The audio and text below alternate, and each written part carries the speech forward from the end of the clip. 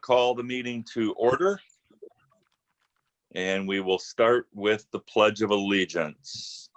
I pledge allegiance to the flag of the United States of America and to the republic for which it stands, one nation under God, indivisible, with liberty and justice for all.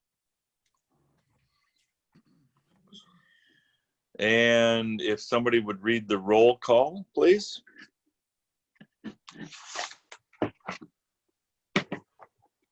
Okay, I guess I could do that. Yeah, whoever, we just, yes. All right, so Mike Maturin. Here. Stan. Here. Rollin. Here. Roger. Here. Dolores. Here. Dan O'Connor. Here. Pam Ashford. Here. Don't know where Stephanie is, and Bev is approved. She is she has a doctor's appointment. Okay. Family appointment. Perfect. Yeah. All righty. Let's, did you want to do the persons wishing to address the board now, or do you want to do approve the minutes and then do that? Let's go ahead and approve the minutes, and then we can have that person come in. Okay, that sounds good. So has everyone had a chance to look at the minutes from the last two meetings? Yeah. So are there any changes or additions? I believe it is for the May the 1st. Let's do the May 1st. That one, May 1st.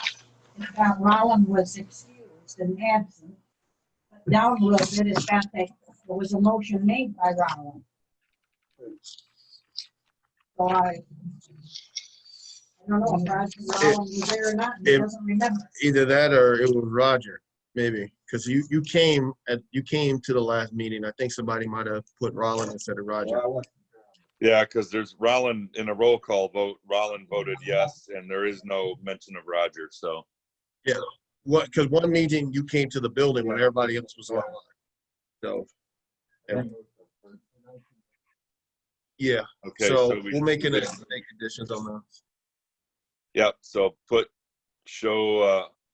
Well, and it also shows Rollin present, and then Rollin absent. So I would change that under absent, change Rollin to Roger. Well, Roger's already on there, so just delete Rollin from the absent list.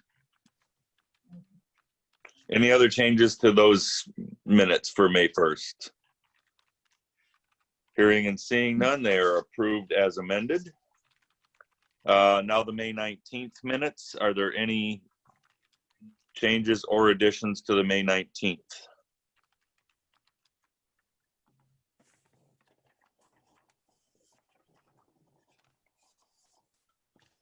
Okay, hearing and seeing none, those are approved as read or as printed.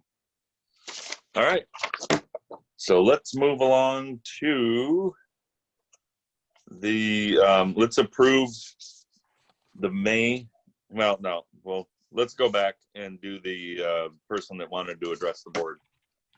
That person has yet to join just yet. Okay.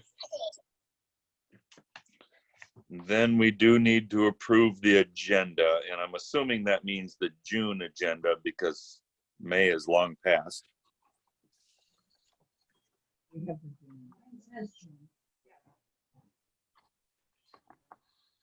Does anyone want to add anything to the agenda besides we have the person wanting to address the board? Would it be possible for me to discuss the school's 2 upcoming millages in August for a few moments? Yeah, you can do that under, yeah. Yeah, I have a question also. We have a food pantry on the 24th. Are you guys doing a graduation there too? We are.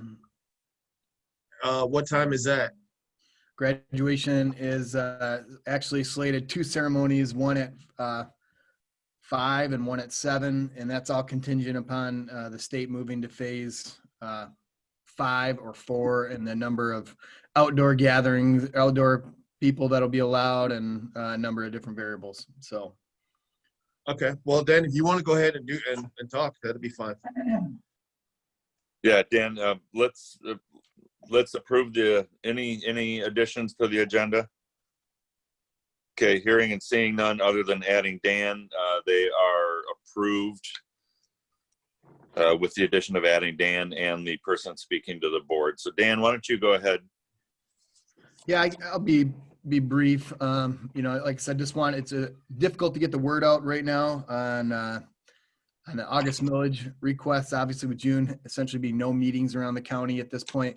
I'm grateful for local media, you know, being able to share some things. But we have 2 renewals on the ballot in on August on the 4th.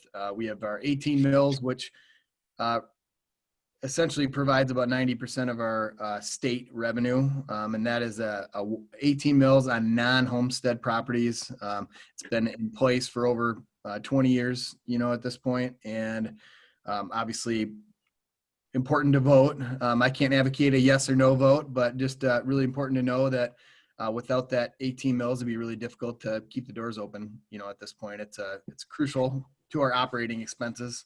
And the sinking fund renewal is it's on the ballot, and this is really important for people to understand. On the ballot, it's listed as a new sinking fund, but it's technically a renewal of the sinking fund that we had passed 5 years ago. The big difference would be that the state has revised their like what's allowable on a sinking fund and added security and technology to that definition.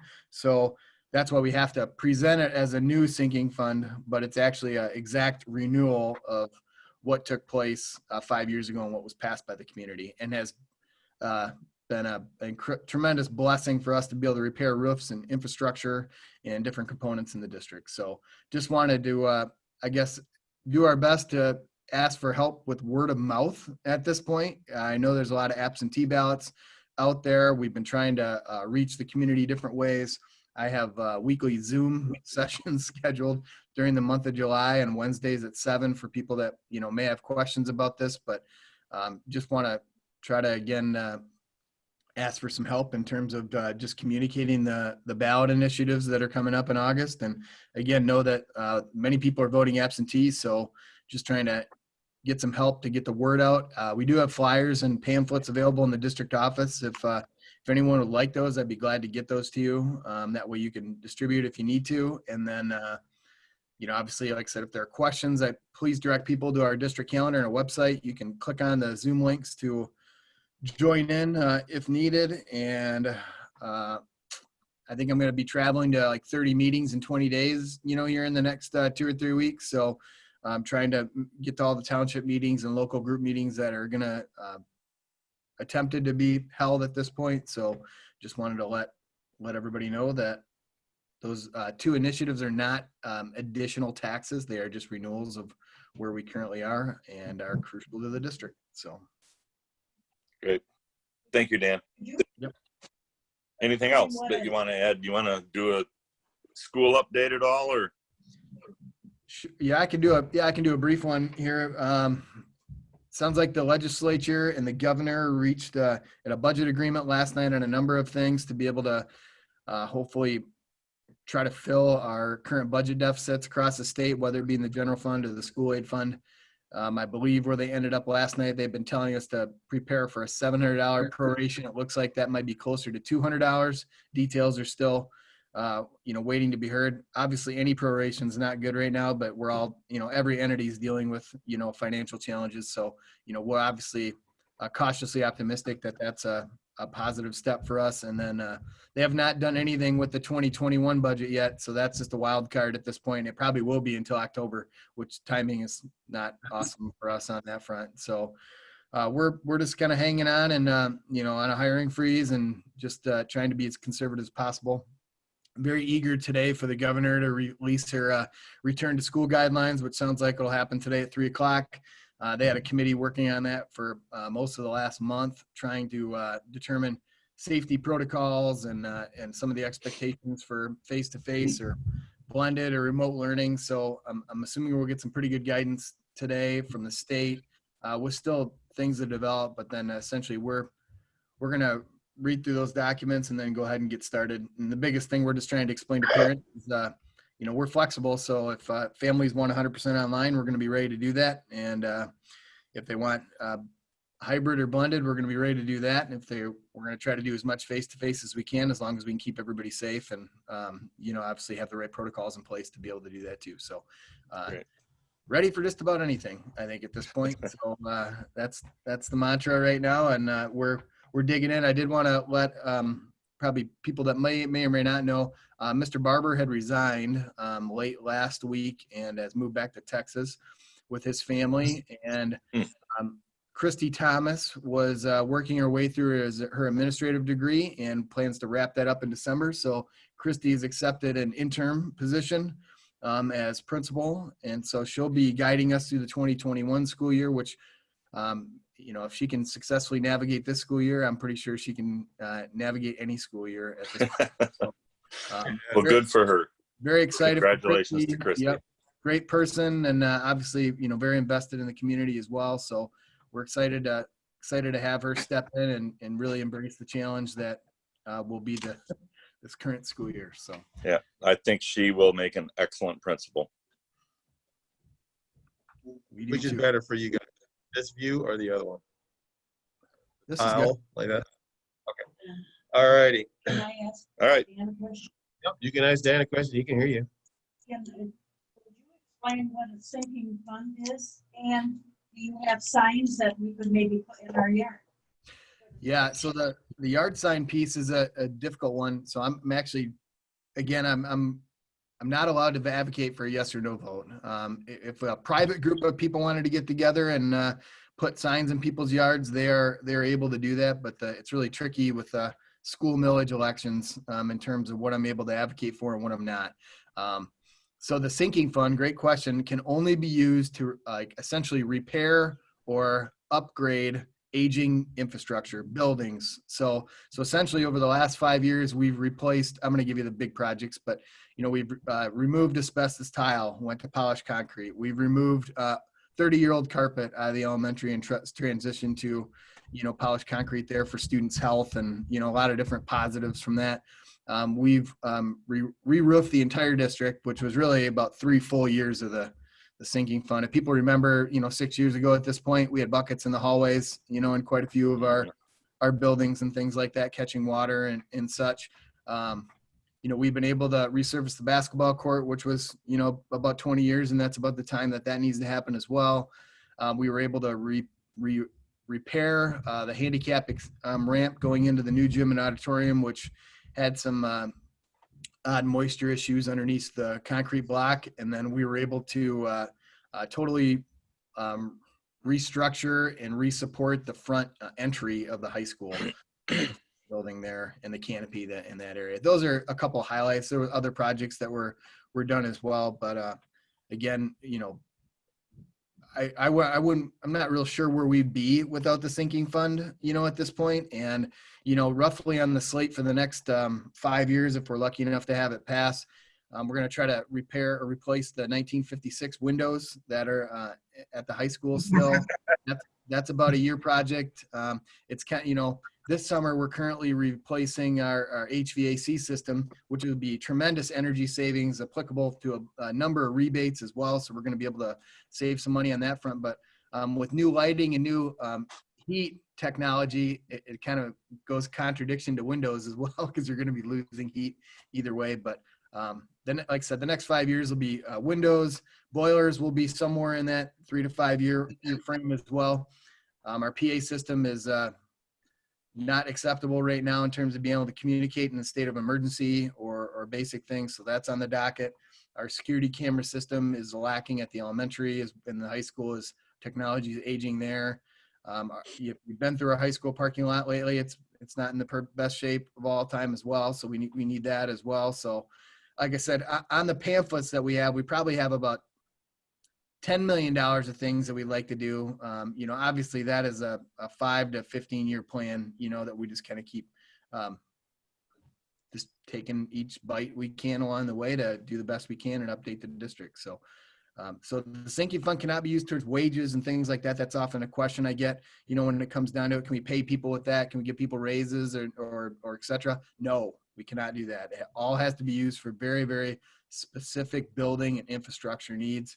And the state has an incredible website of about 70 pages of documents interpreting uses of sinking funds that we have to be able to follow. So, and the consequences for failing to implement a sinking fund correctly is you can never go for a sinking fund again. So we take our responsibility very seriously in terms of making sure that we are using it for eligible projects and really trying to, update the district to make it safer and obviously energy efficient, and hopefully returning money to the classroom so we're able to maintain all of our programming on that front too.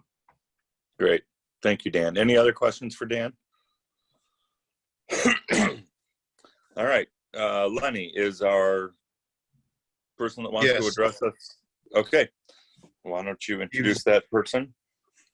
Okay. We have Kyla Avery, who is doing a proposal for Revolution Dance. I'm going to pull it up on my screen. I'm going to share screen it with the people who are on the call. If you are connected in, let me open up in the docs.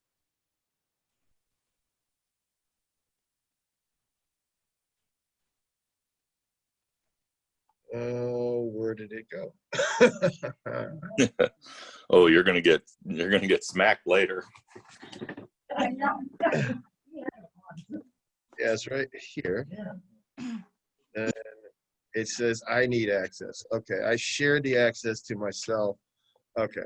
All right. While she's talking, go ahead and do your presentation, and then I will download it and then send it again to myself. Sure. Well, thank you for having me. I'm Kyla, as Lenny mentioned. I already know many of you. I can sort of see people sitting around the table there, but anyhow, I was just going to propose this prospect of something that has been a lifelong dream. A little background is and you can read this in my letter, but I was kind of a sport every season kind of kid. So I grew up having a value system for fitness. And then as a senior in high school, which is way late as for dance related things, I kind of on a whim took a dance class, and then I was hooked from that point forward. So I've been both taking dance classes and teaching dance classes for almost 20 years, kind of in every imaginable genre, everything from your traditional ballet, tap, jazz, into hip hop or folk dance, ballroom dance, clogging, kind of all kinds of stuff, because I have a passion for dance and for movement in general. And it's a super fun way to establish a healthy lifestyle and to encourage kids especially to have a healthy lifestyle. And so I want to share that with our community, specifically Alcona County, because Alcona County does not have a program like this. We don't have a dance studio. Any kids that are interested in anything like that either go to neighboring counties, Alpena or Oscoda, both of which do have dance programs. But I have the passion for it and I see a need for it. And so my proposal would be to kind of hit two birds with one stone, so to speak, both just to our community, all ages, but also to our senior community by utilizing the gym space upstairs in the senior center. And you can look at in my document, I just did kind of a brief overview of like possible classes that could be offered. It's not an actual schedule, but the types of things specifically for seniors would be some things like line dancing.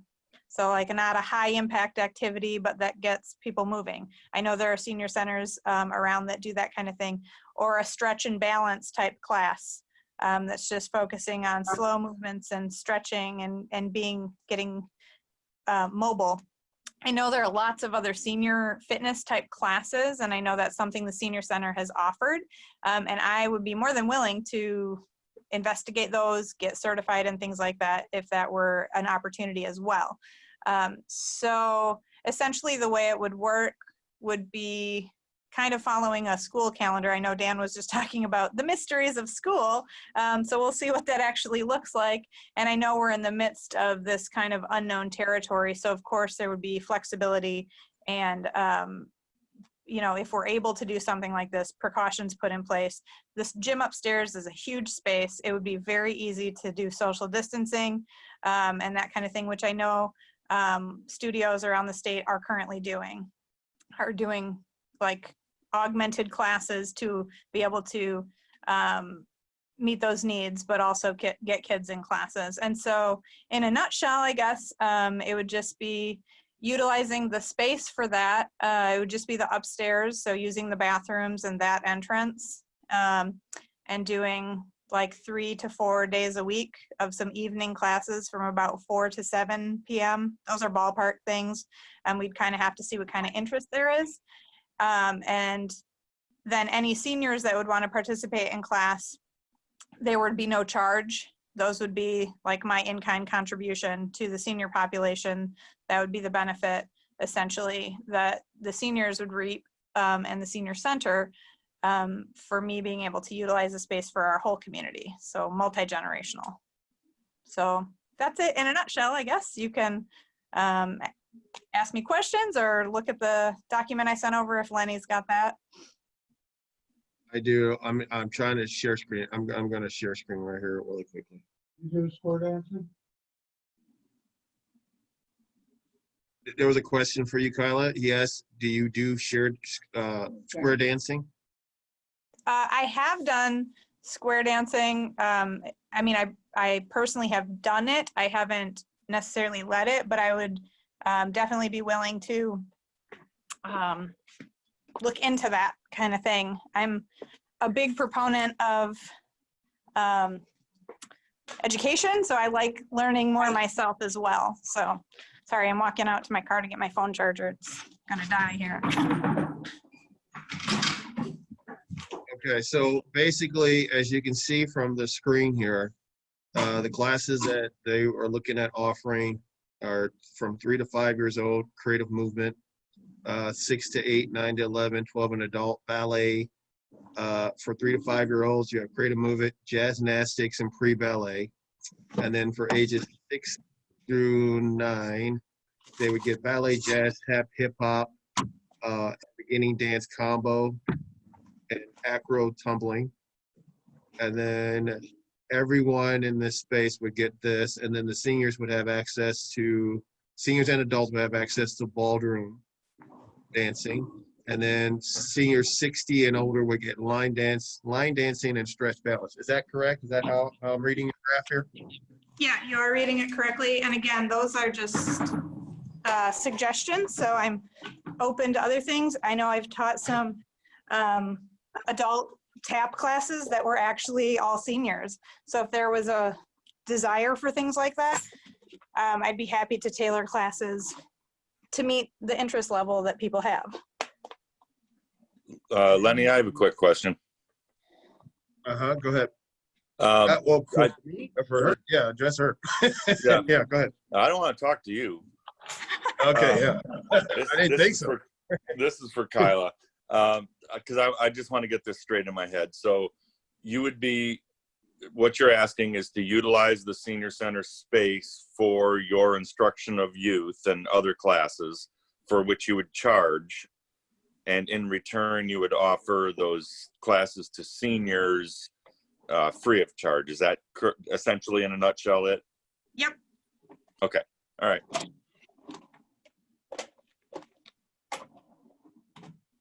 So I was And when would this thinking, program, I'm sorry, what? when would this start? I put the dates on there. I would usually do like a 16-week semester.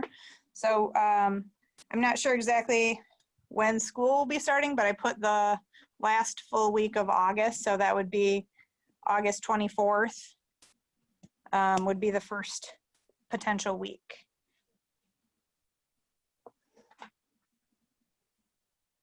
I have a question. Yep, she can share. Let's say one of your 4-year-olds or a 9-year-old gets hurt. Do we have the insurance for them, or do you carry insurance for these kids? That is a good question. That is, I guess what I would call a gray area. I mean, I would always have everybody sign a liability waiver, but that's something that if I need to have it as a separate entity, that's something that we could sort out. You know, if that would be a requirement in order.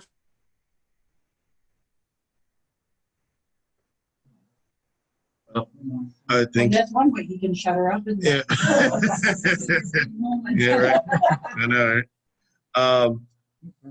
Yeah, she's froze. It's the great I do internet know, access in Hubbard. I know. She's calling it. Hello. Yep. Okay, I'll just put you on speaker. All right, she's gonna try to connect on speaker here. All right, we can hear you.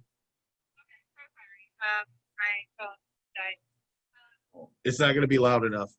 No, I can't hear it. Yeah. You can either call in or we can vote to move the proposal, and then we can work with you. No. I mean, we heard part of we heard that you said that you would work it out. So I guess we would be okay with that.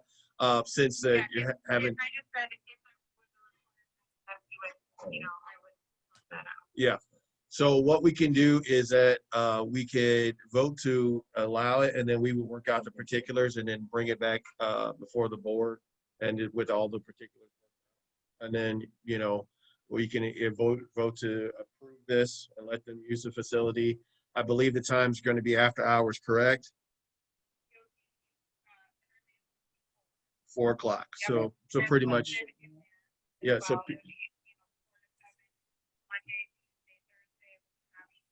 So 4 to 7, Monday, Tuesday, Thursday, with an optional Friday. So if our seniors wanted to take class, they can come class and go do a congregate meal right after. Okay. All right. So I don't think anybody else can hear you, so I'm gonna have to disconnect with you. Yep, that's fine. Okay. Sorry, that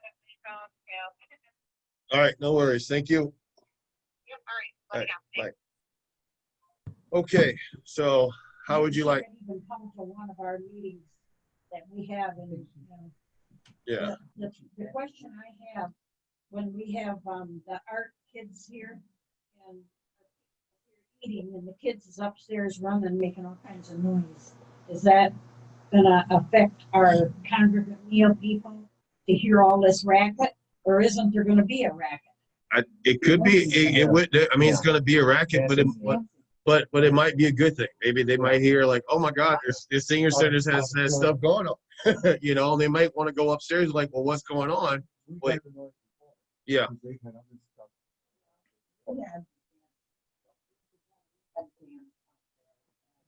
I'd personally rather have the racket there than have the place rotting.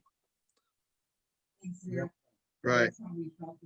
And Mary question is the 4-H archery, you know, that's all subject to school, you know, so a lot of things, you know, and times, you know, and she's requesting to use Monday, Tuesday, and Thursday, so no Wednesday, so we could move them to a Wednesday night if they needed to do that. So, but I believe Stan and Mike are right. We have a huge space up there that's really underutilized, you know. So, you know, people can understand that if they know that it's not, things aren't falling down. right. It's not gonna fall down on their heads. So, I don't know what's All right, next. all right. What? Is there any discussion on the proposal? More things going on in the community, the better. Yep, I agree. And the more things, especially that we can involve our youth in, it keeps them out of trouble. Hey, if more kids come to the senior center, that's even better because you're bringing a younger generation to the center itself. So, Right. I for one would be in approval of her proposal, but I can't make a motion, so if somebody else wants to. I'll make a motion that, or just how we put it, that we consider having Kylie come in and do a dance program. Revolution dance. Yeah. Revolution dance. Is that how Revolution. I should put it? Yeah. I'll Revolution. make the motion. Okay, so we have a motion on the floor. Do we have a second? Stan seconded. Okay, so all in favor of the motion, which is to consider having Kyla Avery's proposal for Revolution Dance accepted by the board.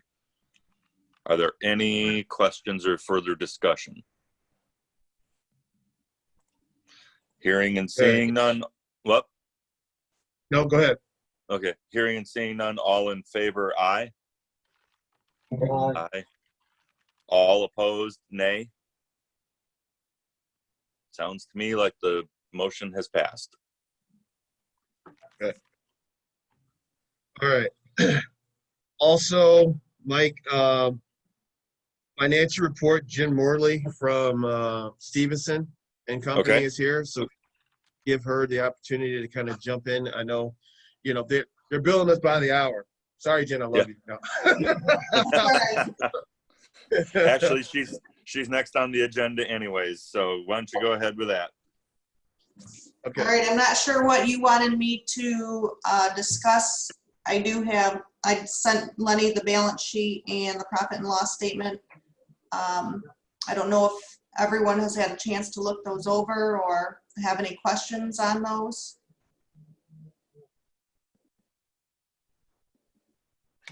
Anyone have specific questions on those financials that you guys got in your packets? That would be the two bricks. Yeah. The one that was 37 pages or 20 something pages. Yeah. Jennifer, this is Dan. I was just gonna check in, I guess, obviously with a director changes in January and February, and then immediately jumping into a pandemic. I was just, curious to get feedback on your end, how things are going. Obviously, a lot of things happening with the commission and Lenny's energy and grant seeking and things like that. So just wanted you to speak to that for a second in terms of how consistent things have been and how things are going with this new relationship. I believe things are going very well with all the grants that Lenny was able to apply for and receive. It looks like you guys are not far off from where you were last year. So that's a really good thing. If you look at the balance sheet, there's just some things that have been moved around. So your assets are actually greater than they were last year. So that's also a good sign. There's been different places that revenue's been coming in, just with the changes in not being able to do the congregate meals right now. But the food bank has been doing well, so. Hey, Jen, can you speak to the PPP program? And, because last time we had met fully, we had applied for that. And can you kind of give a quick overview of that program and let everybody know that program ended on the 22nd, I believe? Yeah, so on the second page of the balance sheet under current liabilities is the PPP loan. Right now it is under liabilities until we can get that forgiven. They did extend, it started out as an 8-week program. You needed to have all of those funds used on, originally it was 75% payroll, the rest could be utilities, rent, mortgage interest. That has changed. They extended it to 24 weeks with only 60% required to be used towards payroll. But with them extending that to 24 weeks, all of those funds more than likely will be used for payroll, and that will all be forgiven. So once we get that, once the banks come out with that payroll protection forgiveness application, we'll get that rolling and get that submitted to the bank with all the backup that they require, so that we can get that forgiven. So that will not be a loan, that will turn into then a grant. Jennifer, this is Yvette from NEMSCA. Hi, Yvette. Hi, I know that Becky had some communication. Were you guys all set? Did you get that worked out? That you understand you cannot claim the salary then through our grants, because that would be double. That is correct, Okay, yes. so I just wanted to make sure that that got resolved. Yes, and once we use, we're very close to using the PPP loan if we haven't already. I do need to fill out a couple more reports to make sure, but once we are done with that PPP loan, we'll start putting the wages on your reports for those grants. Okay, thank you. Yeah. To the board's attention, while doing the application process, you know, I didn't know where we were going to be in this pandemic. So I applied for all the things that the Small Business Administration said that we could apply for. Unfortunately, Dan, I don't have this document with me or shareable with you right now, but basically the Small Business Administration has pre-approved a loan for us if we choose to accept it for $150,000 with at 2.75% interest for 30 years. If we were to take this loan, because this is a loan, not like the PPP, which would be forgiven, this is a loan, we would not have to start paying that loan back until 1 calendar year after acceptance. So if we accepted it in July, we would have until July of next year to start paying it. And then the monthly payment would be $641 a month, okay? So that's another option that we either have to accept or decline this loan. Like I said, I don't know what the future will hold, but like I said, I try to get as many grants and things in here in the pipe as, you know, to weather the storm, just in case we have some other type of shutdown or something else like that. So I'm putting that out there for the board to either discuss if that's something that they would like to entertain in accepting this loan, or for a use for programs, or we can decline it, you know, but we shouldn't just have it hanging out there. You know, we should let the Small Business Administration know, because if we decline it, I believe that money goes back into the pool for other people to apply. Now, we don't even have to accept all of it. Is there a Go ahead. deadline, Lenny, for when we have to accept it? I don't know. I tried to call the Small Business Administration, and after 2.5 hours, I tapped out. Okay. I mean, I talked to 2 people, and it was like the first 20 minutes I talked to a person. I'm like, oh, this is not that bad. And it was like, oh, I can't answer that question. You need to go to this department.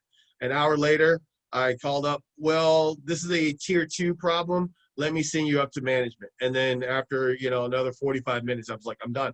So it was just too much waiting. I swear they do that on purpose. I swear they sit across the room and is like, how, let's play ping pong. Yeah. My only question is, how does this affect like our relationship with NESCA or whatever? With Yvette, maybe she can answer that. Does this affect? Does it affect? It doesn't. NEMSCA's funding is grant funding that are earmarked for specific programs. Okay. And if we use monies to go above and beyond the services that it's okay, because basically NEMSCA is going to pay with what the services that we're offering. You know, it's dollar in and dollar out for them. For every services that we bill and use for units, that goes. We don't have that concern.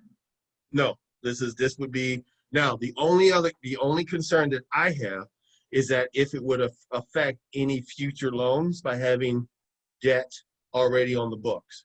Because, you know, as a person, you know, who's a Dave Ramseyan, having, you know, debt to income ratio, if we show we have more debt than income, that might be a problem per se, you know, to even get approved. But 2.75% interest, that's really rock bottom interest. You'll be hard pressed to get that. Yeah, I know you won't get that from a bank. I have a question on that. Now, like, no payments for a year. Does the interest accumulate? I believe it would accumulate the way a normal loan would accumulate. I believe it would amortize monthly and not based off yearly. I think I'm not 100% sure, and then I would have to get the loan paperwork to Stevenson, and then they would be able to tell us definitively how it would amortize, if it would amortize yearly or amortize monthly. You know, that would be something that we would have to look at. I know people on the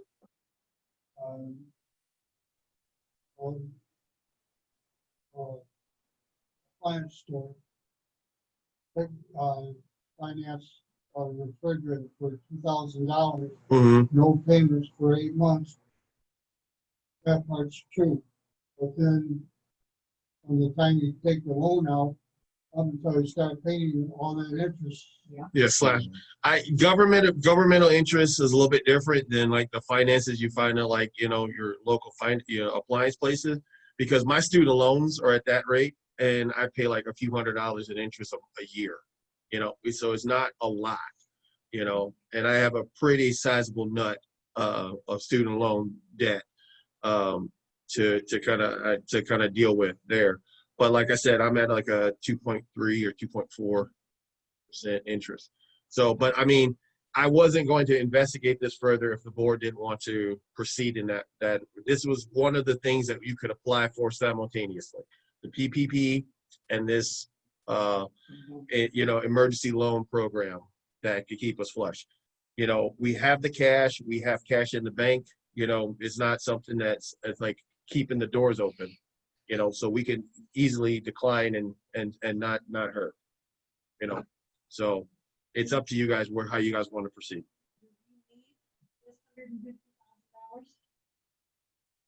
Need is a very hard word. Because we've got all this money in Edward Jones. So we do here, but we're not. We're talking about if we do need, because here's the thing, there are things that we need to insulate against, with things that we're going to talk about later in this meeting, like the millage. The millage doesn't pass. Yes, we're going to need money because we're going to have to fund until we can put another millage on the ballot. You know, we're going to have to, you know, we're looking at adding additional programs. Yes, we're going to need money to cover these programs. So it's kind of a tricky, you know, thing to say, do we really need this? You know, it's not that we're willy-nilly asking for money. It's if we're gonna use this money needs to be allocated to a very specific program. This is what this is for.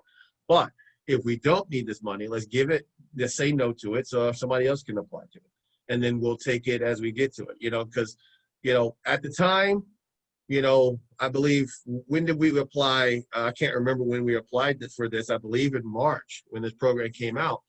Everything was shut down. The world was going to crap. You know, we had no idea what was going to happen, you know, if the facility was going to stay open, you know, if we were going to fire or furlough our staff, you know. So at this time, it was just apply for whatever was at the table to keep the doors open, you know. So that was the thinking then. You know, a lot of people are reinstating, a lot of states are going backwards. You know, they're reinstating their stay-at-home orders. So we don't know how this, but I think we're okay now financially, and we're in a good place. So I think we could possibly, in good conscience, say, you know, we could pass on this loan. But like I said, I wanted to bring it to everyone's attention. Can this loan be available in January? I think, yeah. You know, it's based off of first come, first serve. And, you know, a lot of the people didn't get the PPP program who tried to apply. We had a very good company in Stevenson's, And Dan O'Connor was like, hey, this really doesn't work for me, but it worked for you guys. I mean, it came out on Tuesday. They sent me an email Wednesday. We applied Thursday. That's how quickly this happened.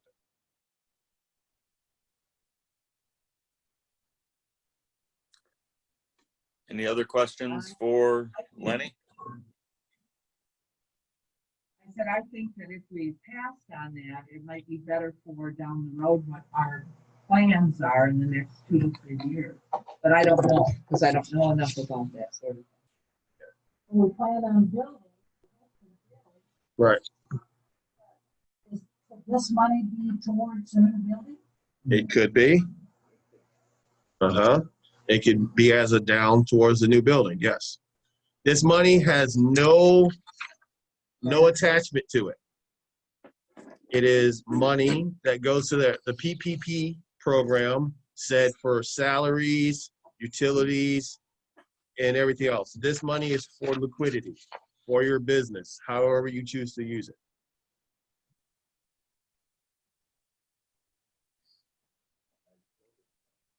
That could be towards a building fund. Yeah. Just keep it even earmarked, I guess, if that's the case, you know. Worst case scenario, you accept it, sit on it for a little bit, pay a little teeny bit of interest and pay it back if you decide you don't want to use it, correct? Right. I mean, Yes, exactly. That's That- kind of my that thought works. too. That would could lock fix- us into the availability.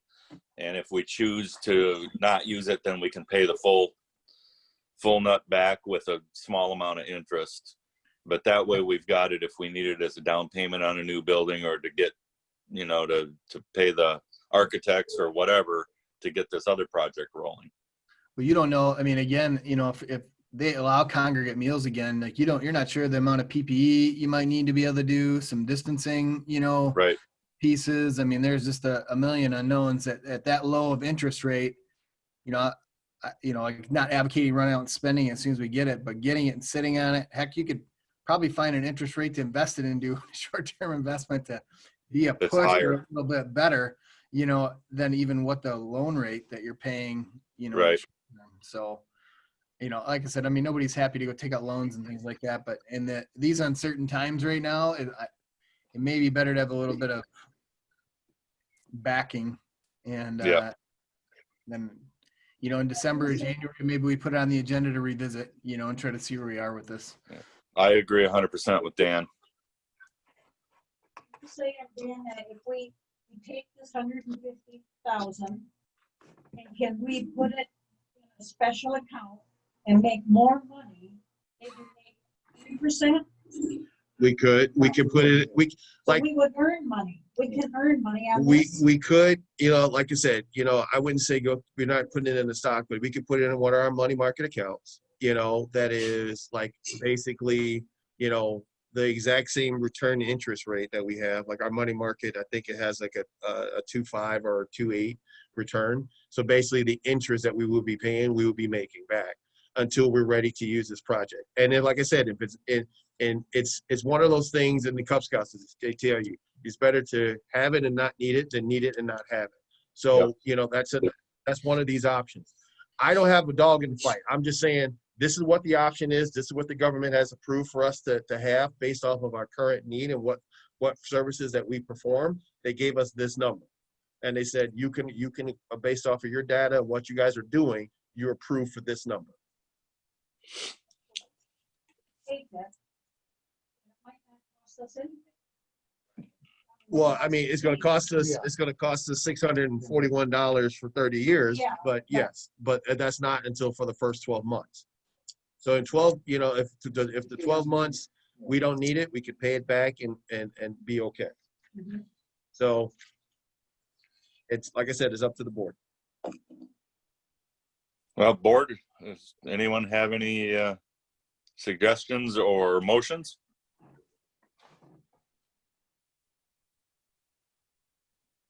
You broke up, Mike. You got to repeat that. I was asking if anyone on the board would like to make a motion one way or the other on this loan. I'll make a motion that we accept the loan. Okay, Dan has moved to accept the loan. Do we have a second? Roger seconded. Okay, any further discussion? Roll call. We Yep. definitely will have to do a roll call Yep. vote.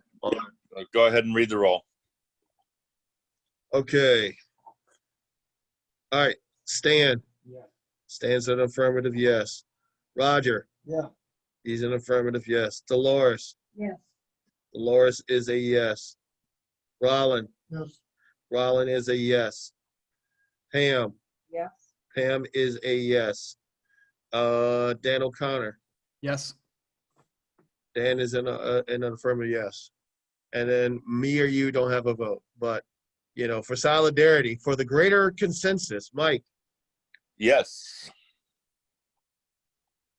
All right, we have passed unanimously for this program. I will reach out to the SBA and sit on the phone for the next 3 hours and see if we can get somebody on the phone. We will have to get this initiative typed up because we have a 9-member board. So I will reach out to them and let them know, and then we'll fax it to date and time that we voted to do this. Okay. Okay. Jen, do you have anything else you want to talk about on the financials? I don't think so, unless anyone has any questions. Any questions for Jen? Is that all these pages? All of those pages that I gave you a week and a half ago to read through, yeah. I do.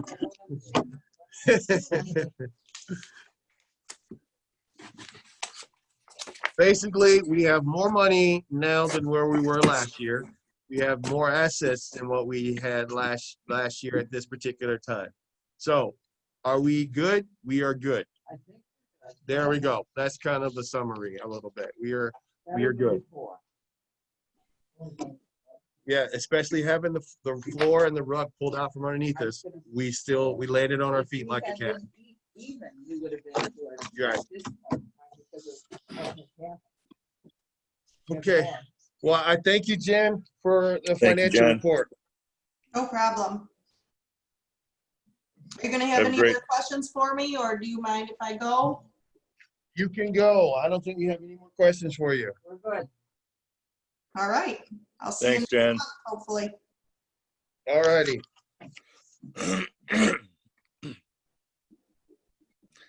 Okay, commissioners report would be next. Is Gary there?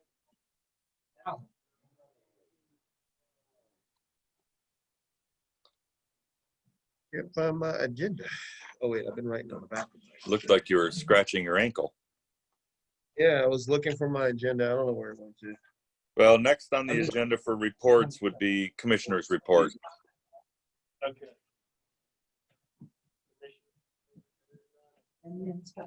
And then NEMSCO would be next then.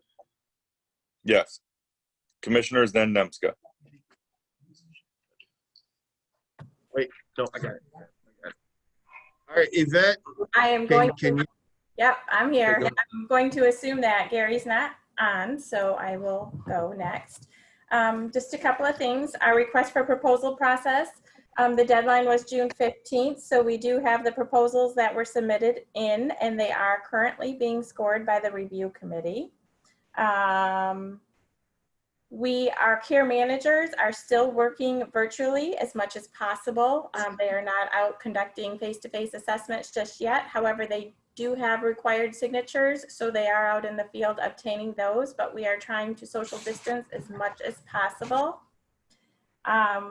Something we are working on and we are asking that the council and commissions on aging work on are the return to work plans to ensure that you have a plan in place for when things start to open up, just to make sure that PPE is being used, etc.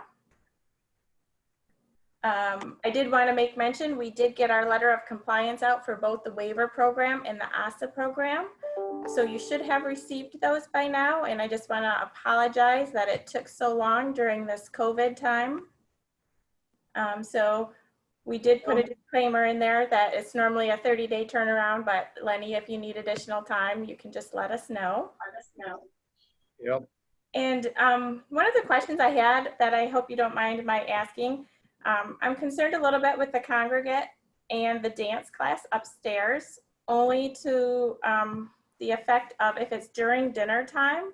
I know if it is noisy. I know one of the board members mentioned when the kids were upstairs, it is quite noisy.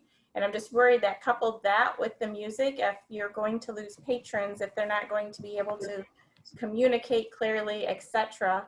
I do know you mentioned, Lenny, having an adult day center also, so you might want to think about that in case anyone's, taking a nap or something along those lines. That's just some things to consider. I did notice Kyla has the same last name. Is that a relation? Is there a conflict?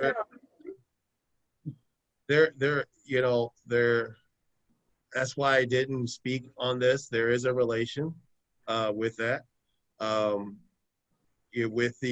far as the inner workings of the programs that you guys are responsible for and the things that we do, we are in compliance with that. The board themselves have made the decision on those kind of programs, and the boards will make sure that they will hear if there is complaints from our congregate participants on using the facilities for that, and will make arrangements for that particular program. I have recused myself, and I am not the point of contact for that program. That's why the board that's why I told Mike at the beginning of this, and we recorded it, don't ask me this question, ask her. So this is a contract with Revolution Dance and has no contract with me. Okay, I just wanted to put my concerns out there because as you mentioned, they'll know how to get a hold of the board members. They will also know how to get a hold of us. So we'll stay in communication with that. So, I mean, it sounds like a wonderful thing if it does work out and the sound is great and doesn't affect them. I mean, it sounds great. So thank you. I appreciate it. Do you have any questions for me? Nope. All right. Well, thank you. Thanks, Yvette. All right, in-home service report. I want to piggyback on the NEMSCA report. So Okay, she mentioned the pre-bidders conference, pre-bidders thing. I have been writing grants incessantly, and I made a little bit of a faux pas, and I'm going to admit to it because I believe that being transparent. The deadline for that was June 15th, and I had mistaken it as July 15th, which coincided with another grant that I was writing. So we did not submit any proposals to NEMSCA for this pre-bidders conference. Now, I will say two things. I'm not excusing it, but this pre-bidders is not a guarantee. It is not a guarantee that we would have won any of those bids. It's against all the other directors and the other commission on agents. However, with that being said, by not submitting, it was a guaranteed no. A couple of positives with that is that even though we did not submit, we don't have to wait on their timetable because we would have had to wait until October 1st to initiate a lot of the programs that we're looking to offer. Now that we can use millage money or other grants, we can institute these programs sooner rather than later. I apologize to the board. I apologize to the Alcona County for my mistake. And in the future, it won't happen again. Well, actually, no, it could happen again because I'm human. But like I said, I probably have written 27 grants since taking over as executive director. And these grants are not tiny. So there are a lot of work, and I apologize that I confused my dates with NEMSCA's grants and another grant at that particular time. But they're all prepared for next year. We'll just change the dates. And I mean, they look nice and fancy, and little binders, and I had little nice little bows on them. They do look pretty, Lenny. Thank you. I did reach out to NEMSCA and asked if they would take it late, but they said because it's public, it wouldn't be fair. So, chalk it up to, the new director. I will say this, previously, we have yet to win any of those grants previously. Last year, we did not apply. And this does not affect the big overall grants. Like, it does not affect our Congregate Meals, our in-home services. However, it does affect some of these programs that I would like to have taken and put as initiative. Yvette can attest to this, that if we receive the grant, someone else receives less funding or no funding. Is that correct, Yvette? It is a competitive grant process, correct? Correct. So correct. We only have one pot of money and it gets divvied amongst the bidders. So say, for example, she mentioned our proposed day center program, which we could have requested $50,000. And I believe you guys had 100 and some odd thousand left in the pot for that? Correct. 122,000, I believe. So if we were to request it, and there are 5 other day centers that they fund, and if we were to be awarded, 5 or 4 other people wouldn't have got funding for the rest of their year. So that's kind of the system that is kind of right there. So without that, there's really no need for that, and now we can kind of allocate millage dollars or other grant dollars towards that program, and still apply next year. Correct? Correct. There you go. Those are the annual grants. So those are renewed every year. The 3-year are the base programs that you mentioned earlier. So you're good for 2 more years on that one. There we go. Thank you much. Thank you. You are absolved of your sins, Lenny. I will go in peace. Okay, in-home service report. All right, Brittany, I believe she's off of mute, and she will give the in-home service report. Yep, I just unmuted. So this is for the month of May. We're still in June, so I don't have June completed yet. So for the month of May, we delivered 3,030 home delivered meals. No congregate meals served.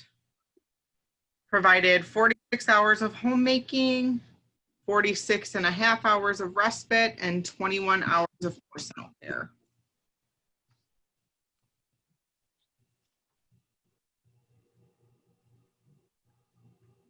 All right, short and brief. Thank you, Brittany. It is. You're welcome. We sent out a letter, requesting donations. Uh-huh. Did that help very much? It did. Here's the thing, and I will say this for NIMSCA's benefit. We are identifying My Choice Waiver participants, and My Choice Waiver participants, we are not allowed to request a suggested donation from them because My Choice Waiver covers them. So we are identifying and have identified the 3 or 4 participants that we have in the My Choice Waiver program. As a policy, we will not send out donation requests. The donation request things, we do not send out statements. They're not called statements, or just called usage reports. And this is basically what it is that they've used and the services that they use. We used to send it with the drivers, but now people have kind of looked at it and said, oh, this is something I should probably donate. We have had an uptick in donations in the last couple of months because this the well-being of our community looking for something to help. Alcona County has, like I shared in the paper with a letter to the editor, people have donated their stimulus checks. We've had at least 6 or 7 people donate over $100, and I know they're not doing services. So we have seen an uptick in people paying the services that they receive, which is, we do not, it is our policy that we do not discriminate nor terminate services for people's inability to pay. Again, for our partners in NIMSCAs, we do not send waiver participants any suggested donation guides. And yes, we are sending all usage reports to individuals at home due to our non-contact programs and policies that we have in store. Okay. Perfect. Executive Director report. All right. Anything else for the in-home service report?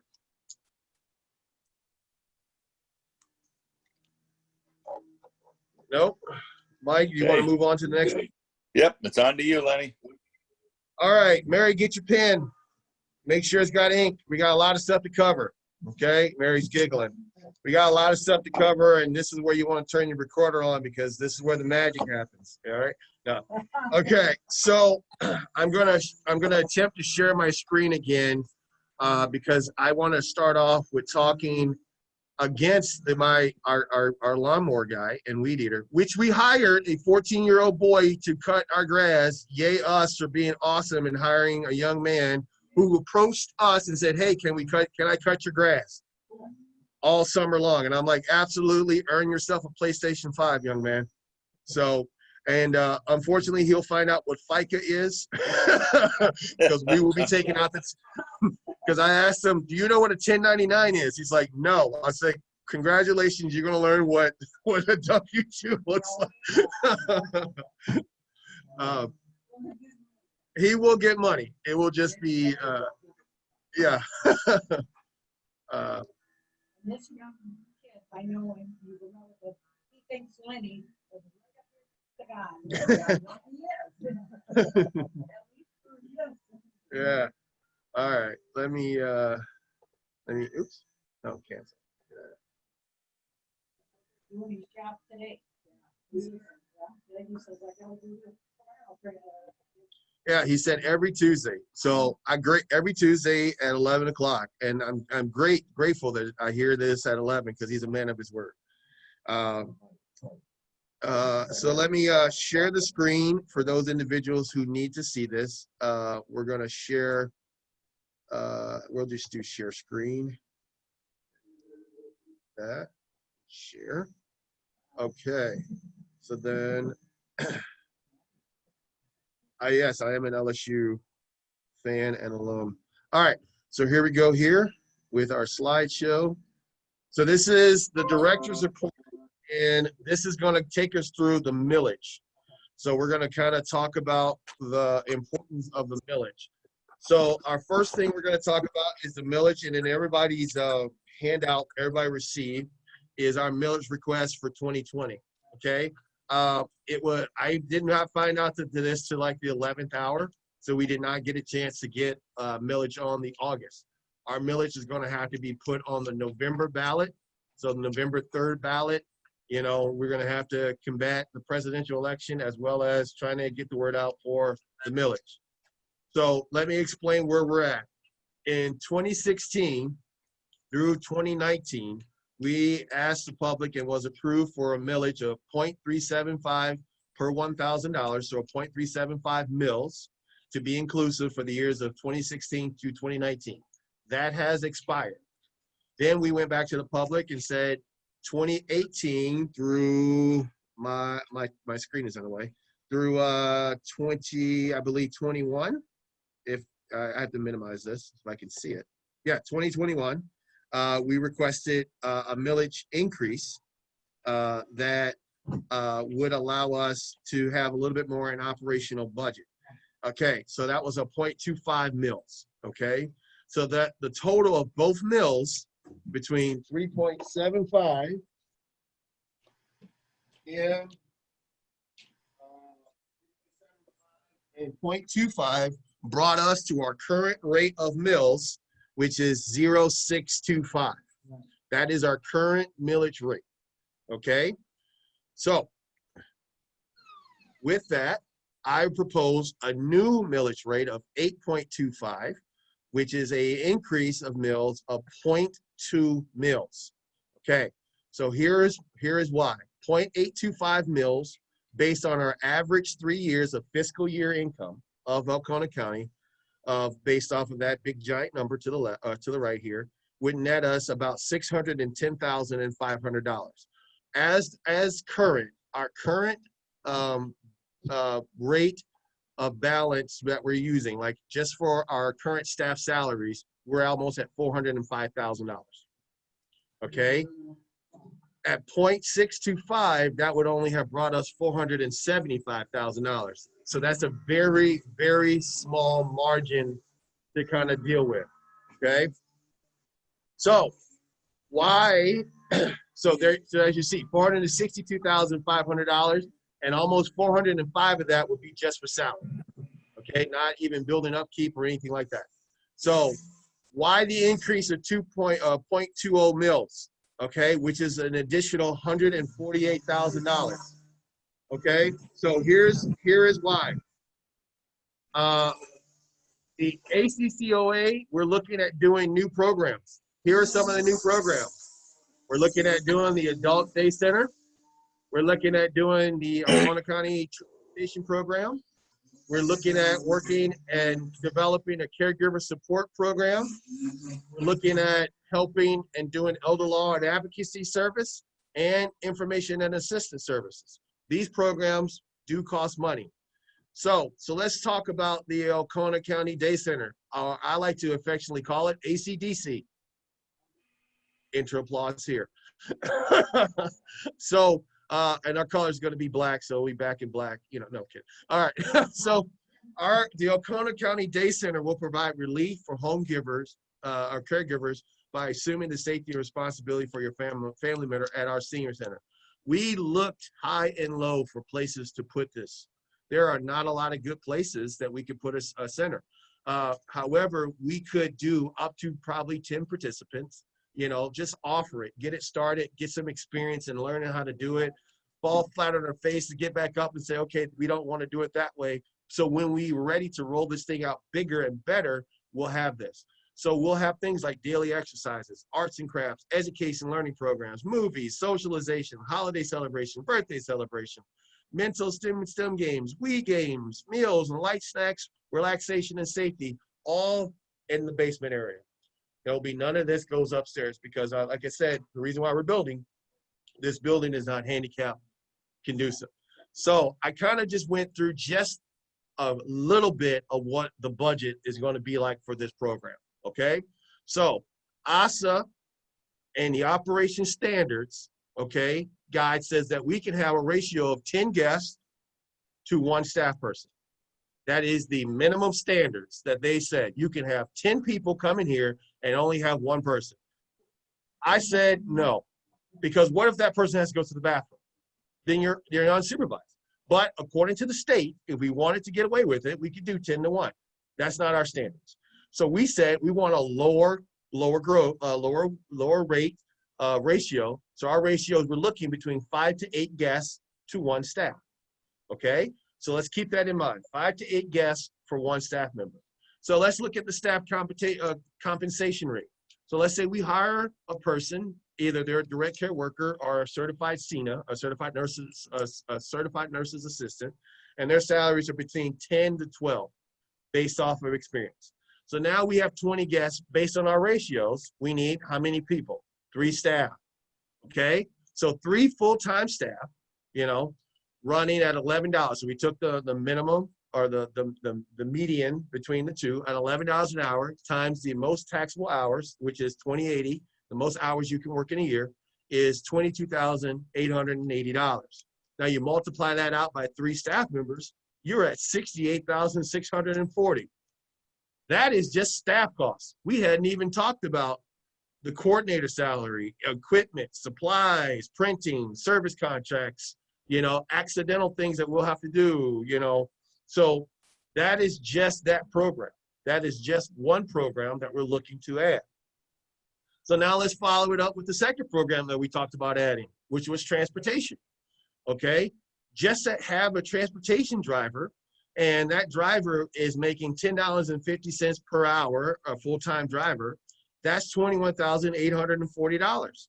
Paying his Social Security, his FICA, payroll taxes, and fringe benefit, that brings us to $2,373.91. Then we got to pay for the van, okay? Then we got to pay for the cost of the truck, the estimated value of fuel, the repair budget, the equipment budget, the insurance for the year for the program. We're looking at additional $79,414.91. Now, if you take those two, we have already gotten 89% of what we have already asked for.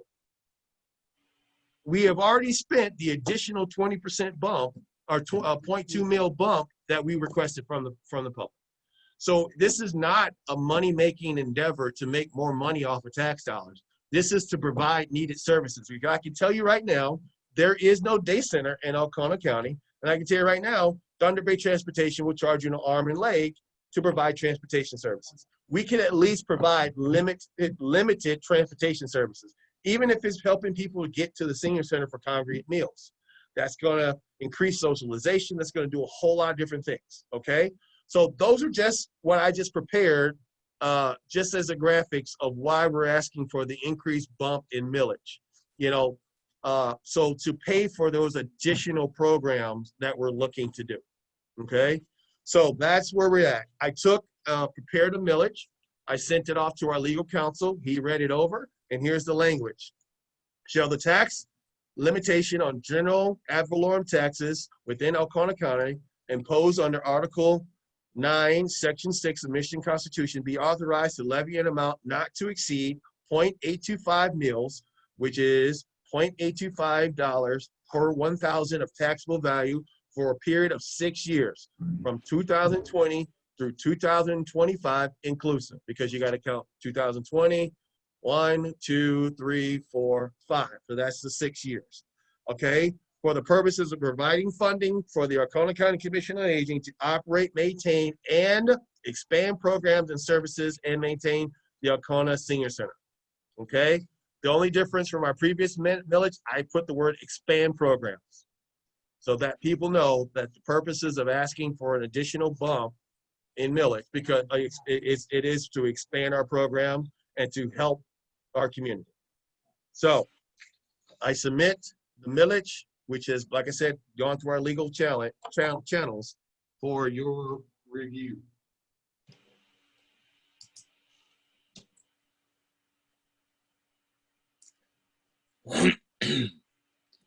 Anybody have any questions for Lenny on that? Did you ask people to take a sign? I know we can't put them up yet.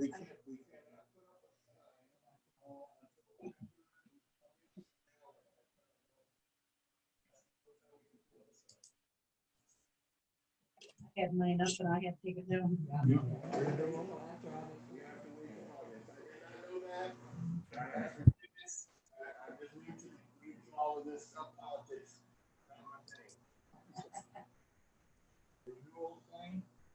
Yeah. I got one. And this is the expansion of services. Oh, we gotta get new signs? No, it is not a renewal. We cannot call this a renewal because we're asking for an increase. Okay, so we'll just be calling it a new millage at this point, because the other millage has suspended and died off. So we're calling this a new millage because the other millage stopped in 2019. And then the other one is due to fall off in 2021. So this is just a new millage to put it all on one, and we'll do this not every 2 years, because that's what literally we had done this. 2 years, 2 years, 2 years. And I'm like, that's silly. Let's just do 6, do an entire cycle, and then ask again, you know? You think asking for too much way? I mean, it might be the same thing if we do it every 2 years. The amount might be the same, but if we do too much at once, are we gonna scare people away? I believe if you had a good steak, you had a good steak. I believe if you put a good product out there, people will invest in it, you know? And if it's not a good product, they won't, you know? They won't back it, they won't support it. But I believe if we show why we're doing it, we're showing that we're good stewards with their money, and they're seeing the results. I mean, we put together a food pantry as an agency in less than a month, and we fed our community for the last 20 weeks. And we probably gave out, I know, 4 times more than what we're asking. Because last week we did $58,000 in free food. And we're asking for $148,000 in extra revenue, you know?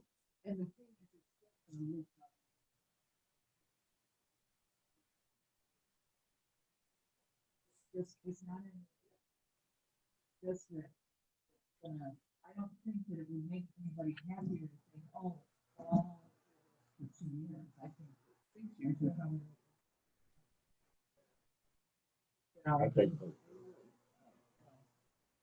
Because we can't change the millage number, we're gonna have to ask for a 22. we want to expand improvement, which if we don't expand, then you're dead in the water. You're just kind of not doing anything. And that's what I do not want to have happen. I don't want us to continue to tread water. I want us to be successful. I want us to make sure that, you know, people are appreciative of the programs that we're doing, you know, so that's really my goal.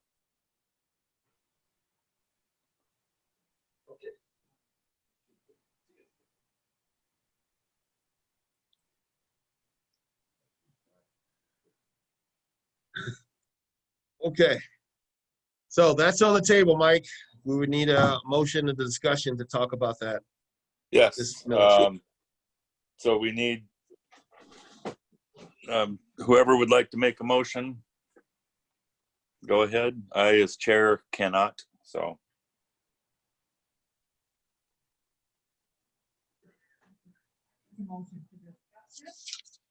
No, we need right.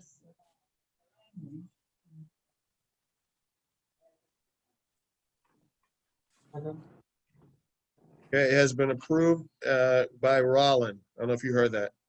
I did not. So Roland made a motion to. No, Pam made the motion and Rollin seconded it. Roland Pam made seconded. the motion to approve the language as stated for the millage, and then to submit that to our county to be on the November 3rd ballot. Correct. Okay, and we have a second. Do we have any discussion?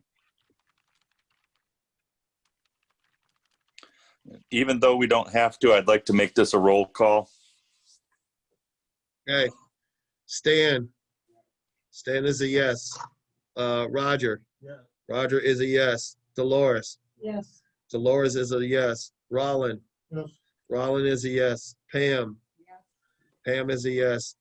Dan O'Connor. Yes. Dan is a yes.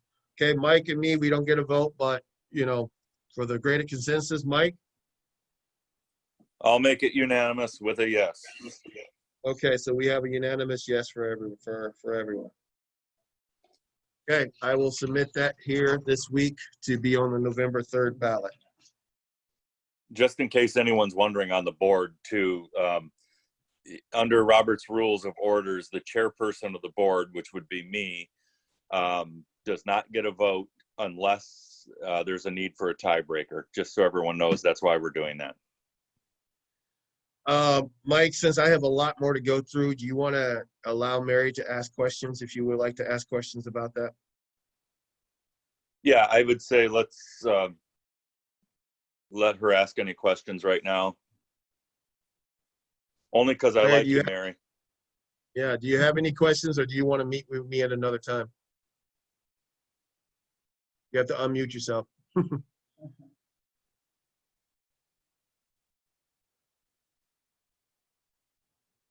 Top left corner. There we go. Sorry about that.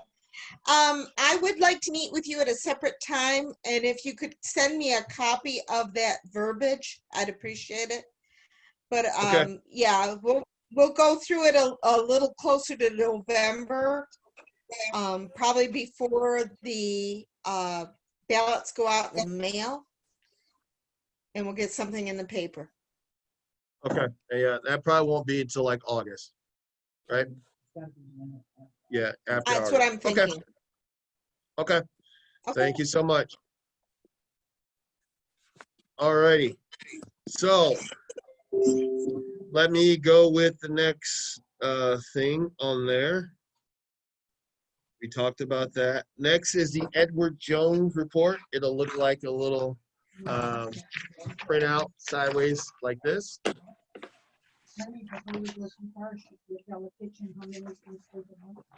If you want. Okay, how many is gonna stay for lunch? Anybody? 1, 2, 3. Okay. All right. So, okay, Pam's gonna go tell. Okay, so we have the Edward Jones report, and I'm gonna take you. Both are dated the same. I'm gonna take you to the income focus paperwork. And this is the investment accounts that we looked at, and we put this in during the COVID-19. So this is our money market account. Currently, when we had our money market at Alpena, Alcona, we were getting less than a fraction of 1%. And this runs from, let me find the exact date. I believe it runs from May 21st through June 23rd. So about a month. And on page 4, we have $705.44 in return. I can tell you we did not get that in return from them for like 9 months. And that's what we made in 1 month in this investment account. And this is the income focus, which is the traditional money market through Edward Jones. Okay. Next is the balance towards growth. That's the one that has some of our savings in stocks. We were up 18 grand, but the market corrected a bit. But after going from May 21st through June 23rd, we net a gain of $9,965.75, making our entire monthly investment returns of $10,671.19 for the last 30 days. We made that much in 1 month than an entire 2 years of holding a CD in any brick and mortar bank. So our last return on our CD at Huron Community Bank, and we locked up our money for 26 months, and we only made $9,000. We made $10,000 in a month. So I believe the board's vision in moving towards Edward Jones definitely was a successful one. And, you know, these are not atypical atypical returns. All of these are set up for long-term, 5-year term investments. So yes, it's great now, but the market was way, way, way down when we bought in. And as it continues to correct, it will grow and grow. So that's our Edward Jones. Miss Sheila Mololeski says hi. So that is her report information. Okay. I also want to talk about, let's move to Mr. Bradley Butcher. Mr. Bradley Butcher of the SIDOC Group is our architect who is designing our building. For those that are in, this is kind of like the setup. If you kind of turn around on our whiteboard, I have an image. This is not the finalized image of what the building is going to look like, but this is basically kind of an idea of what the proposal could look like. And basically what this proposal is set to kind of look like is we have senior spaces on one side of the building and community spaces on the other, okay? Our proposal we're looking at is about 20,000 square feet, okay? So currently, the SIDOC Group is developing the business program requirements, which includes user space requirements, supporting space such as circulation, restroom, mechanical and storage, etc. This will follow up with schematic building layouts, building sizes and site requirements, etc. Our intention is to present this to the board and to us, definitely to me, and we'll have our subcommittee in the next 2 weeks for discussion, critiques, and adjustments. The need for site information will assist in placing the building's eventual footprint onto each property in order to understand and accommodate site access, infrastructure, parking, and for future growth. I will tell you, we had another person come to the table, and we are talking to them as a possible C location. As you can see on the board, we have 2 site location, primary site locations that you can see on the board. And we are now looking at a potential 3rd option location for those. No, Glenny's off the board. We have two Lincoln locations. So Glenny is off the board. We went there, we walked around. and you know the money that that person wanted for the place was not conducive to doing anything and repairing. Hopefully at a later date, if they change their mind, they want to give it to us for what we offered, we would definitely reconsider, because you know I want to try to reach everybody in Elkona. Okay, so that's the information. Places in Lincoln. Three Not pla- putting lunch? Why?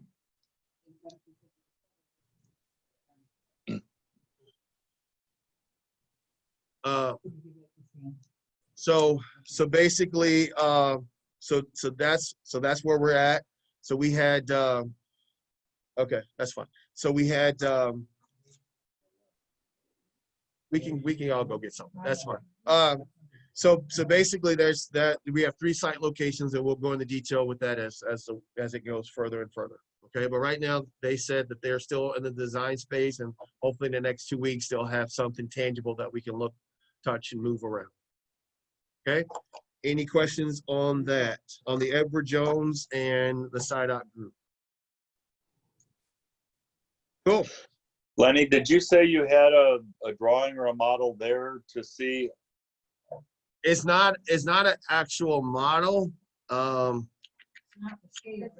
It's a sketch. And let me see if I can get it up on the board.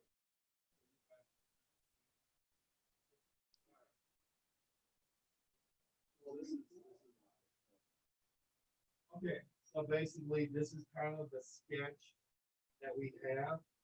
So basically on this side you have senior spaces, this side community spaces. So some of the senior spaces are kitchen and dinner, all in gym, yoga, adult day center, office spaces, volunteer areas, and our interior lobby. And then we also we're designing this building for future growth. So like, say like we took out a wall, we could add another few hundred square feet. We took out a wall here, we could add another few hundred square feet. You know, we're looking at loading areas so our trucks can come in and do different things like that. And over here, we're looking at community spaces like gym. We're looking at a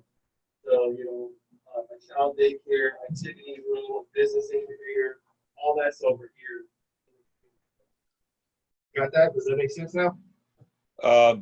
No, all I saw was your chair. Just take a picture of it and it's a beautiful chair, but if you could just take a picture of the sketch and send it to me, just so I can take a look at it. Are we going to gallery view? And so I'll just take a picture and I'll send it to everybody. But if you're in gallery view, you should see one of these screens that is moving around. And that would be this. Okay, go back to sit down.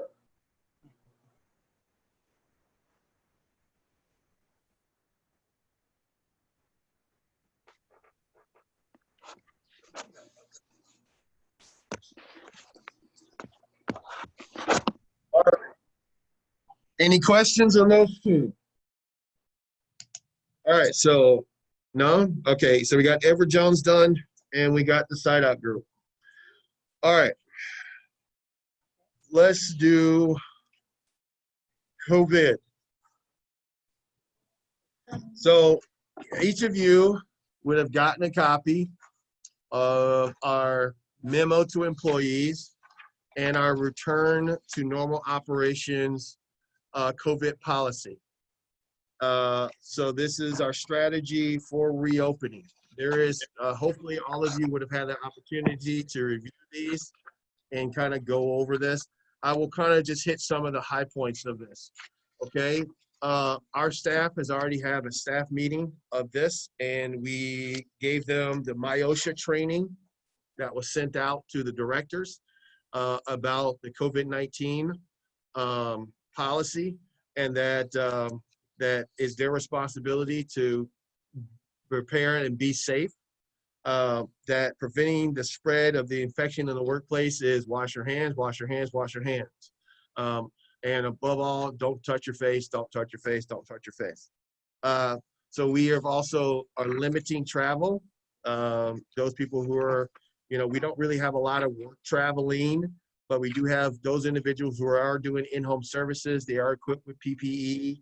They are understanding that they have to wear the mask the entire time, regardless if the person says, oh, you can take it off, you know, because they may be healthy, but they may be a asymptomatic carrier. So we want to make sure our employees understand that they are to stay home when they're ill, not try to work a paycheck or to get a paycheck.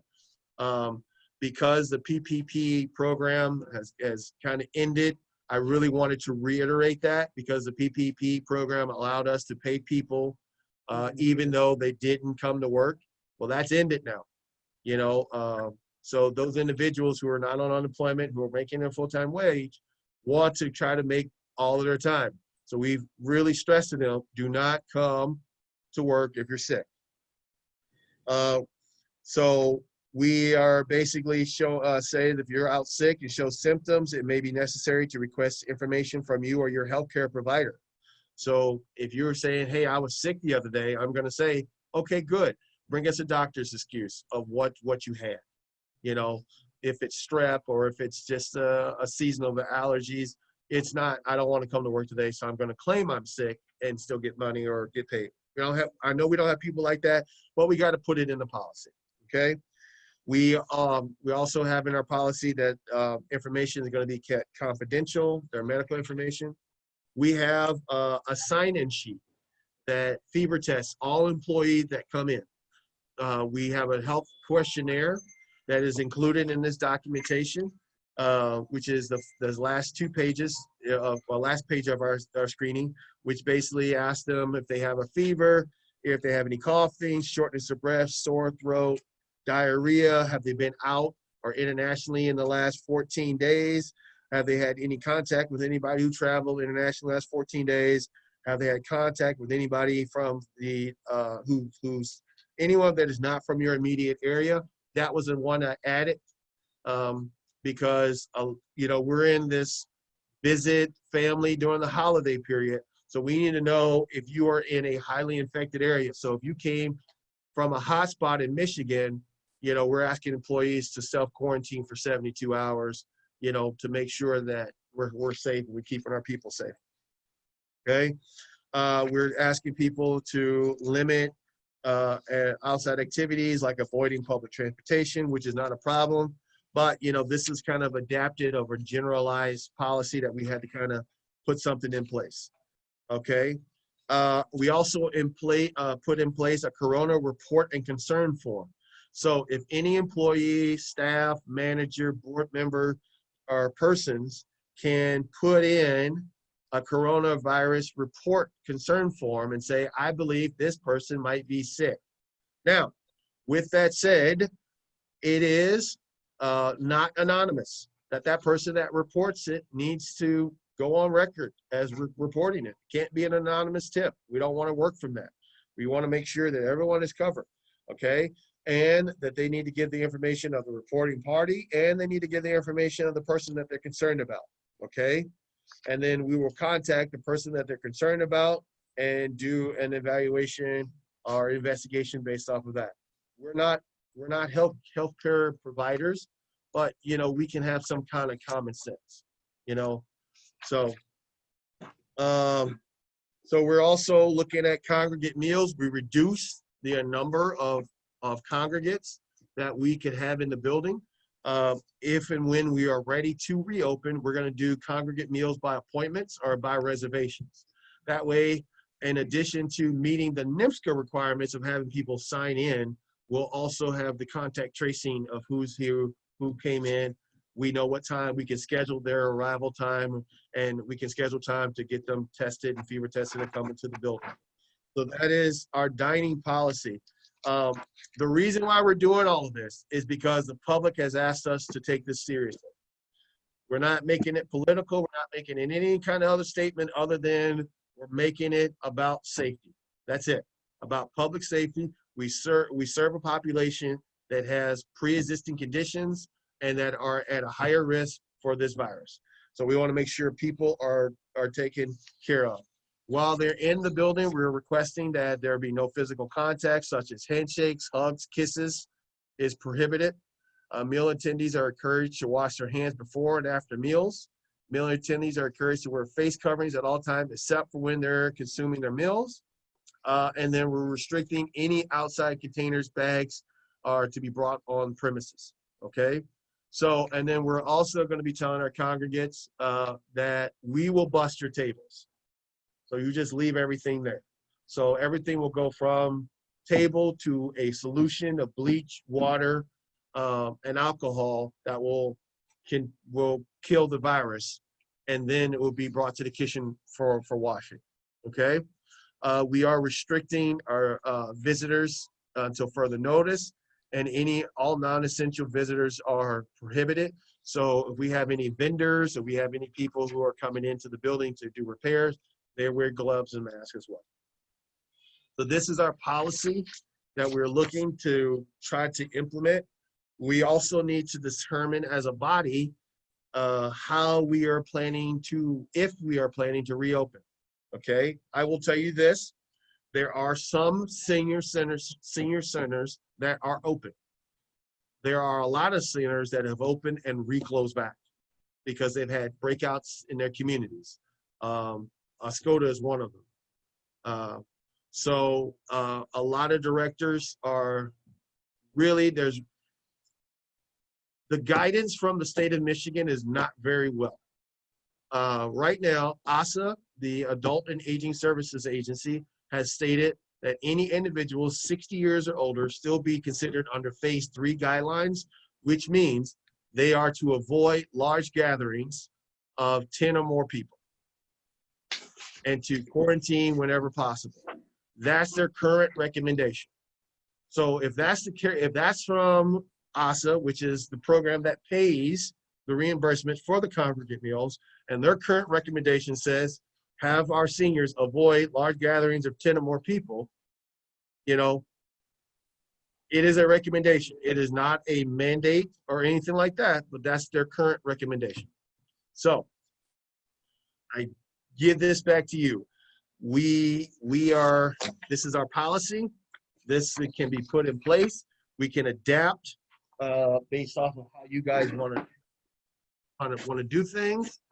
You know, we're okay with keeping the facility close to the public until the next meeting. If we want to reevaluate, but you know, a lot of people, you got to see what's happening in Michigan. People are canceling 4th of July parades, and fireworks are being done in cars.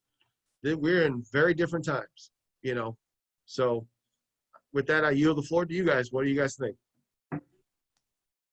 I'd like to chime in here just on kind of a personal note, but first I'd like to say that I hope that the fireworks aren't actually in the cars, but the observers are. But that's a whole different. Just oh, you're sure. Smart, Alec, right? Yep, I am. Well, you know, when you tee up a ball for a professional comedian, he's going to take a swing. No, on a personal note, I think we should err on the side of caution. I've been being very careful out there because of all of my underlying diseases. However, I did have contact 10 days ago with a COVID positive person who did not know he was positive at the time. And so I was tested yesterday myself. So this stuff can affect anybody. And for the population that we're serving, every one of them is a high risk person because of their age and or the underlying diseases. So I would like to personally err on the side of caution. We don't want to be the source of an outbreak just because we want to serve congregate meals. So that's my 2 cents worth.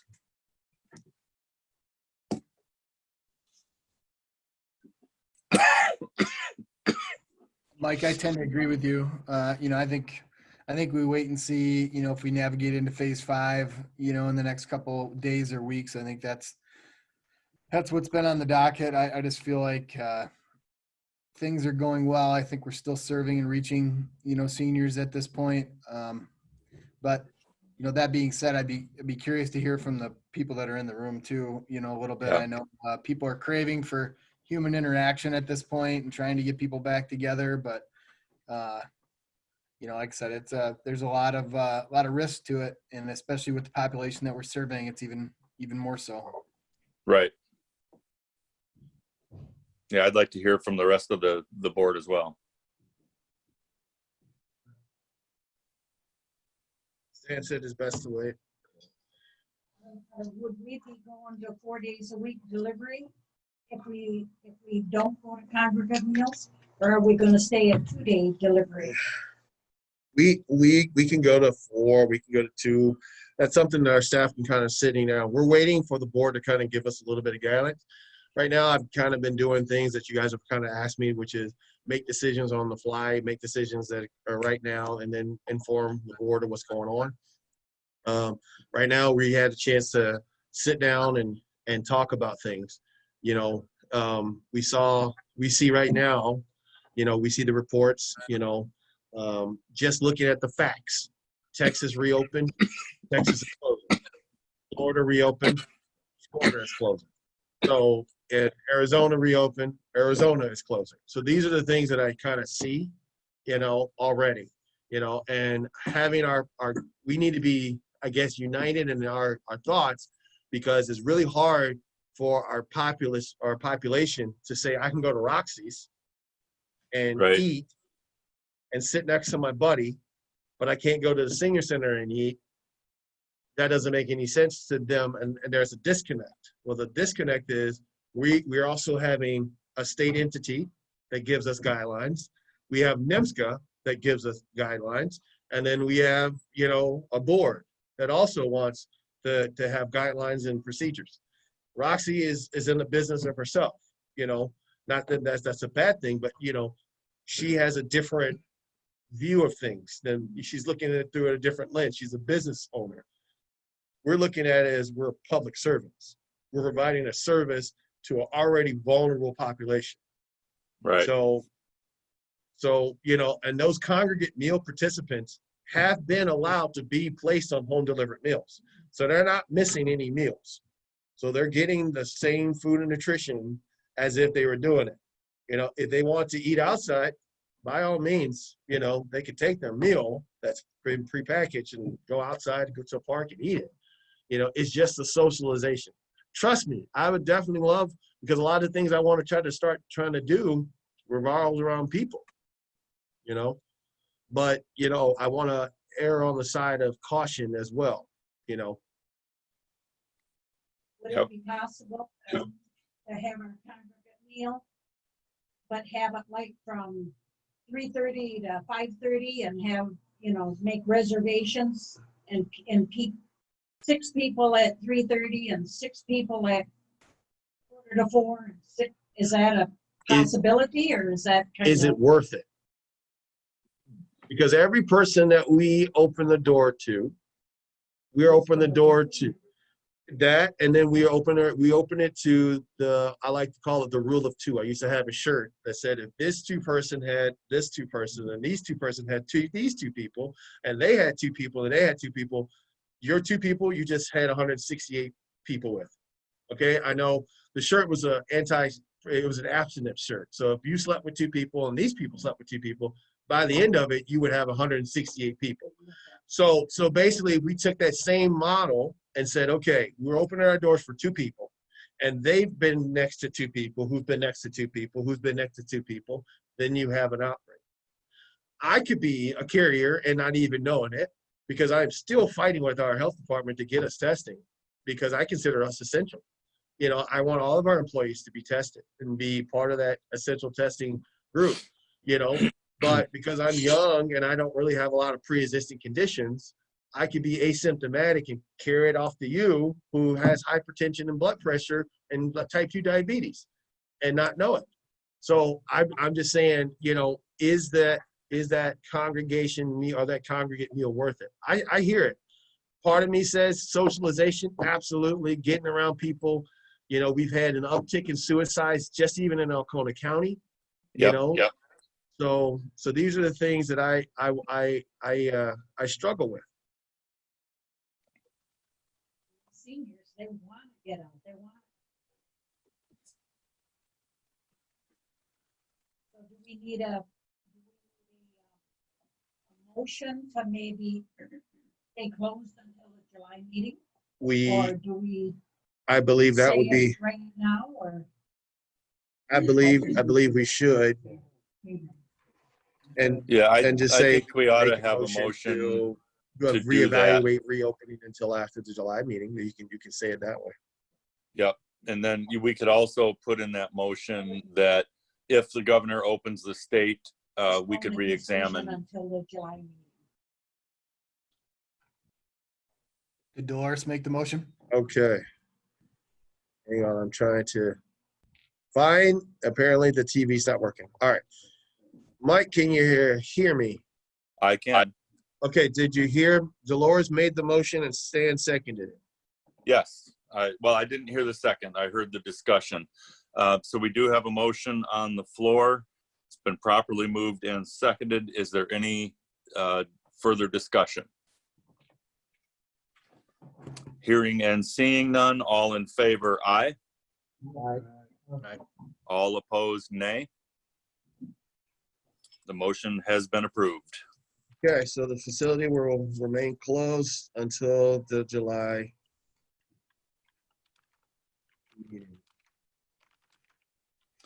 And I would add that, if there's some, if the governor opens the state and there's some miraculous cure discovered, we can certainly re-examine that if it happens before the July meeting. I agree. If they move us miraculously from phase 4 to phase 6, I'd be the first one to dance a little jig. We might even have a Yep. party. Yep. Okay, so the next thing I have for the board would be the new transportation vehicle. Fun stuff. Fun stuff. Let's look at this. I love fun stuff. Okay, so we talked earlier today about the transportation program and how a budget could be, $80,000 for this transportation program. So I wanted to kind of go over what my thoughts would be for this initiative. Give me a second to get to my notes. I'm going to take a quick bio break. I'll be right back. All right. Does anybody need to go to the bathroom, take a quick bathroom break? Anybody need to do that? Let's pause. Let's take a few minutes for, let's take a few minutes. We'll come back in 5, guys. So everybody take a quick potty break.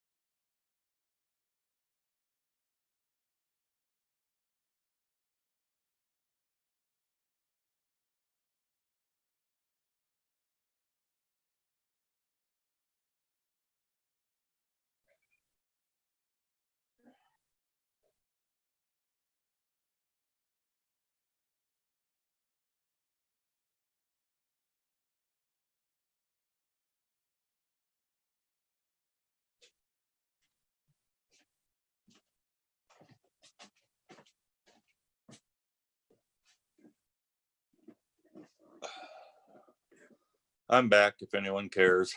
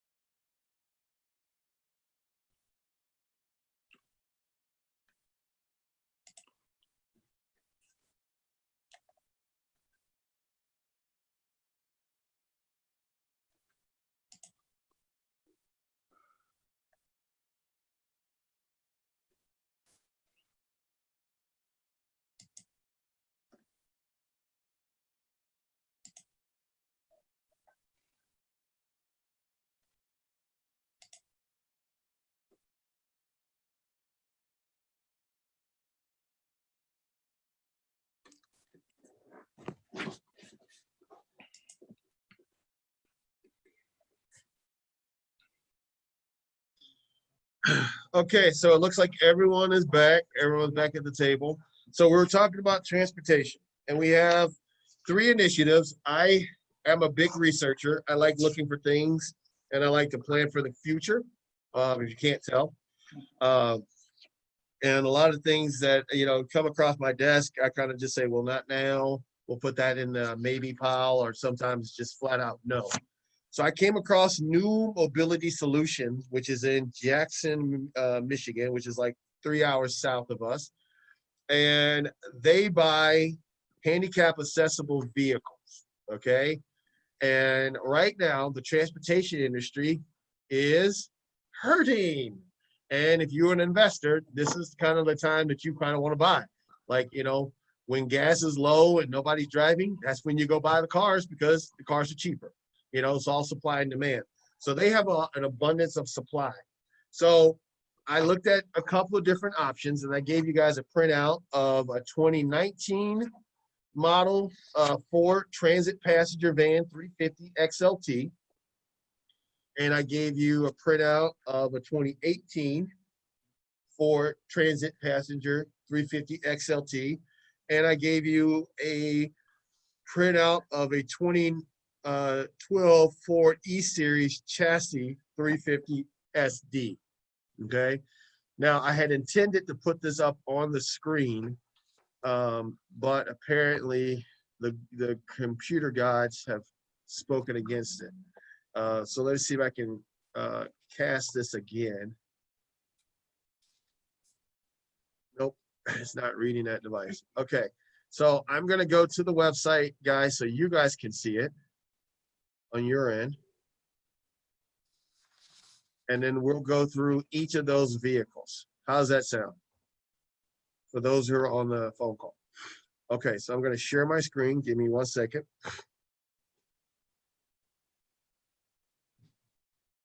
Okay, can you guys see that? Guys on the phone, can you all see that? My screen. What church do you go to? I can see it, Ernie. Okay. Okay, so you guys should see on the screen for the new mobility solution we're looking at is the 2019. Oh, well, this is the same color. Same. Here, I'll find the exact one that we're looking at. I'll go to. Let's start with the white 2019 Transit Passenger 350. Let me find it really quickly.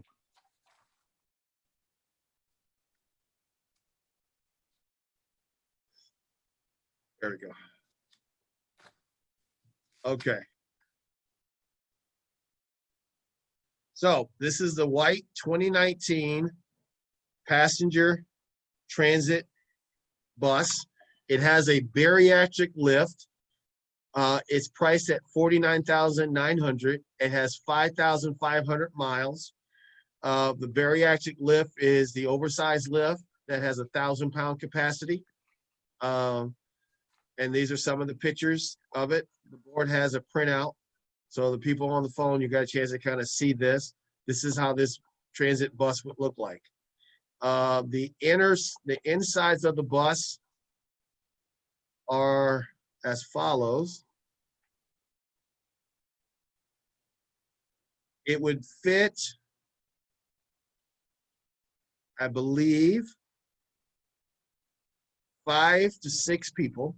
So you have enough hazard rests for 6 people. So it'd be 3 here, 3 there, with a wheelchair person in the back on tie downs.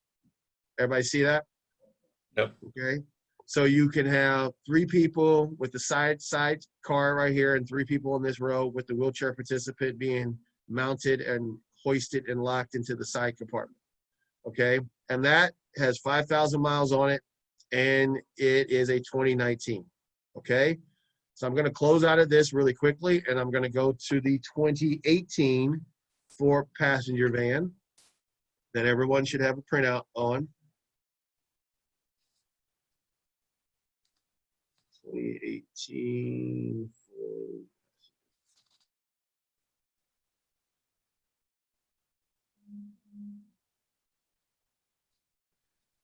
okay, this is a very similar in model. This one does not have a bariatric lift, but it does have a standard lift for 850 pounds. It's priced at $39,900 with 51,000 miles on it. Okay. And it has a very similar configuration. Doesn't have the side rails. Very similar configuration to the 2019 model. 5 to 6 passengers, very similar setup, like this setup.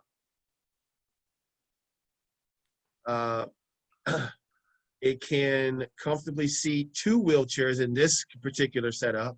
So this one is a double wheelchair and only 2 riders, okay, as you see in the paperwork. So this one, yeah, this is a 2 wheelchair and 2 seat rider one. I don't know if I print it here. I print it more. Roughly how many of the people that we serve now are wheelchair bound? Well, this is where we get into it a little bit. To answer that question, you know, I'll have to say it this way: who are we serving? If we're serving just the seniors, you can have a handful.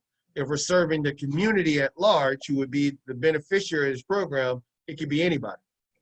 Right. So that's kind of a little bit of a misnomer, a little bit, because it kind of goes back to who we serve it. And then finally, I want to show you the 2012 Ford E-Series chassis E350 SD vehicle. That's a mouthful. Let me find that guy on the website here.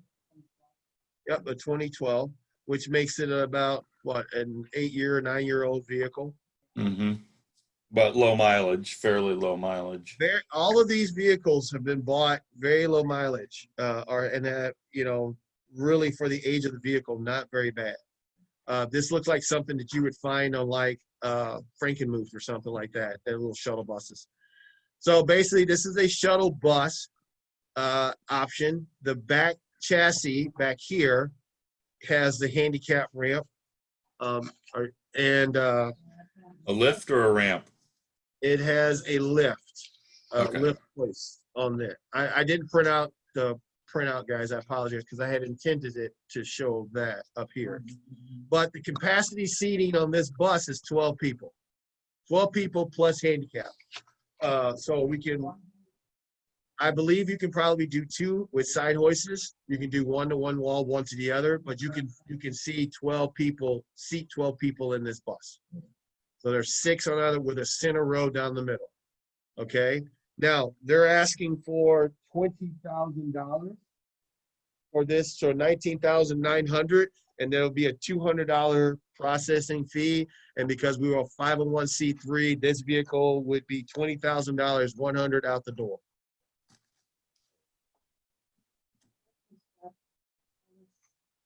No, that's a different one. That's a different one, Dolores. Yeah. We're looking at this one, the white one. We're looking at the white one. 2012 model. Have you physically seen these, Lenny, or just on the website? I just seen it on the website, and I told them if we were to proceed with purchase, I would come down and walk it, kick the tires, you know, and they're firm. I already tried to negotiate a cheaper price. I'm like, hey, we paid you a check in full. Would you give it for $17,500? Mr. Avery, our prices are as low as they can go to make a margin, you know, on this. They Exactly, you know. But you know, in the website, as you guys can see, the people on the stage here can't really make out, but it's set. The doors are set, so you can see the open doors, and you can see and the lift itself.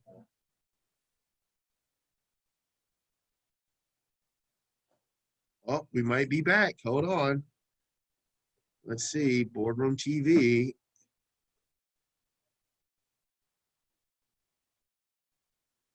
There we go. All right. So as you can see, that's set up. So you have the lift, and that's a regular standard lift for 800 pounds. And then you have the door.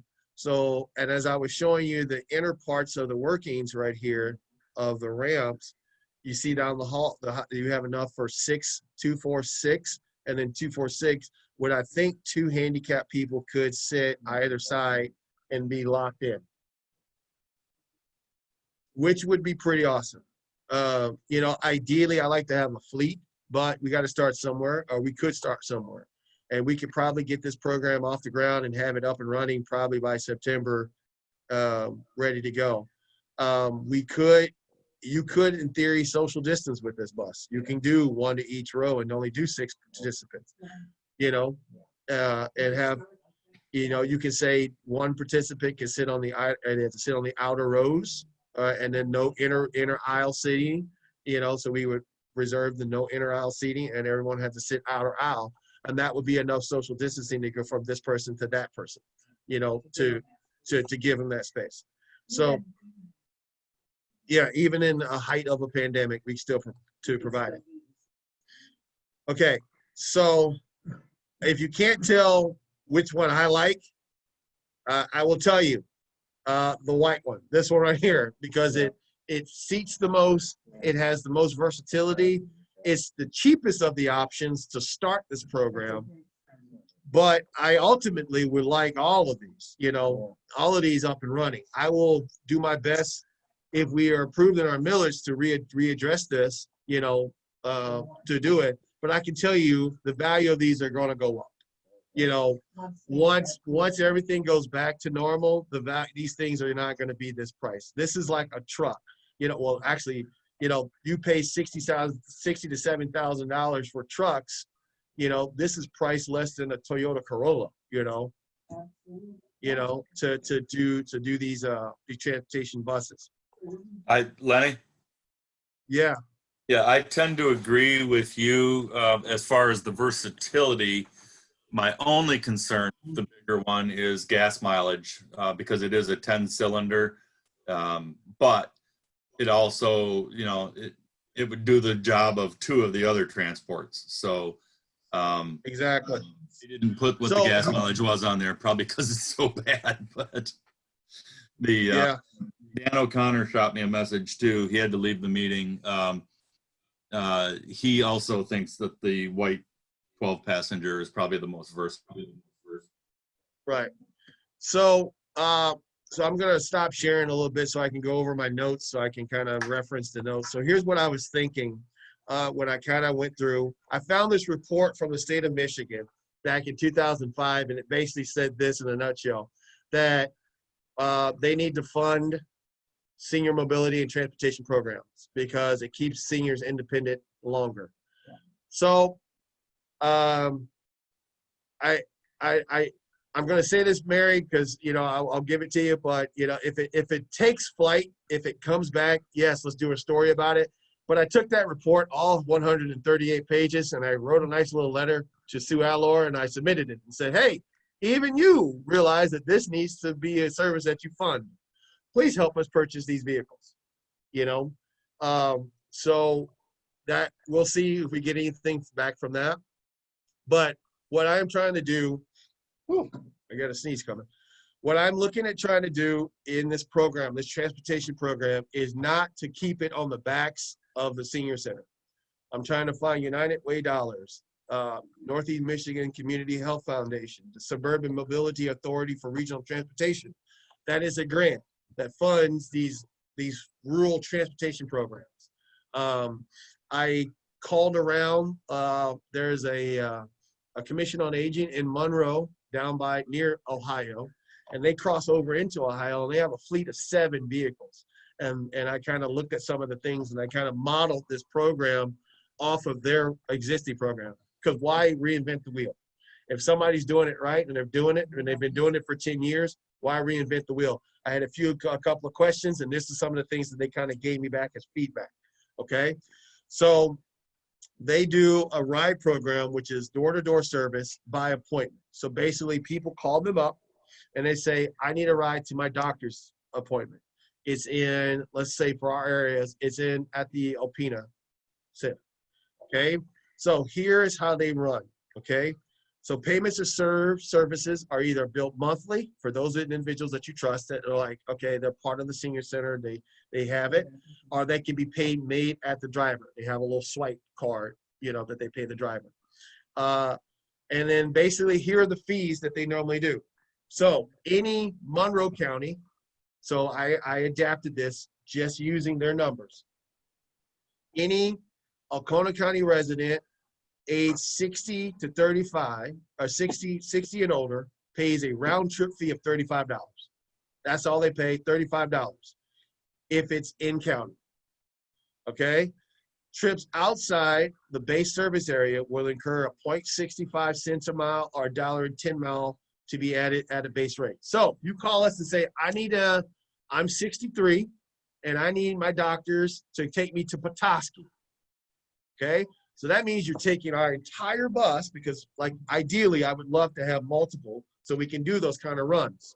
So we're taking this particular individual to Petoskey. They would pay a $35 trip fee, and then they would have to be kicked up to that higher tier because they're taking all the bus from the services from everybody else. So they would pay $1.10 per mile. So let's say Petoskey's 90 miles round trip. That's an extra $100. It'd be $135 to get that to Petoskey. I can tell you right now, it's cheaper than a taxi, cheaper than an Uber. And a lot of times, most people can't even get, to get there. Now, some of that can be reimbursed by Medicaid, where we're in the process of working with Medicaid to see if we can get a reimbursable program, but that would be our base rate. For those who are Alcona residents under the age of 60, it's $35 and a little bit more. It's $35 base rate, $75 to $1.10 per mile. In Monroe County, they charge $1.10. So I tried to find the base rates. If you're running from Chris Mart or you're just looking to get somebody to bring you to the senior center, we're looking at possibly even no charge. If you're coming to the senior center, a senior that wants to come to the senior center, that would be no charge, our donation, however they want to do it. But we would come pick people up to come to the senior center that have congregates and bring them back home, so that's kind of how they have it set up. Now, these numbers are not hard numbers. These are just kind of like give you some ideas. Okay, they have it set up, and I modeled it at transportation is scheduled by appointment on a first come, first show basis. All vehicles are wheelchair accessible. They require 72 hours advance notice. And then the following information is needed when the call or transportation of appointment: name, phone number, date of birth, physician's name and location, physician's address and phone number, date of time of the appointment, and any special arrangements. In case something was happened, you have that card that you can report to EMS all that pertinent information. So that's kind of how that transportation system is set up. We would need a full-time transportation driver. I already have somebody who's already doing this in Glenny. She's doing it out of her car.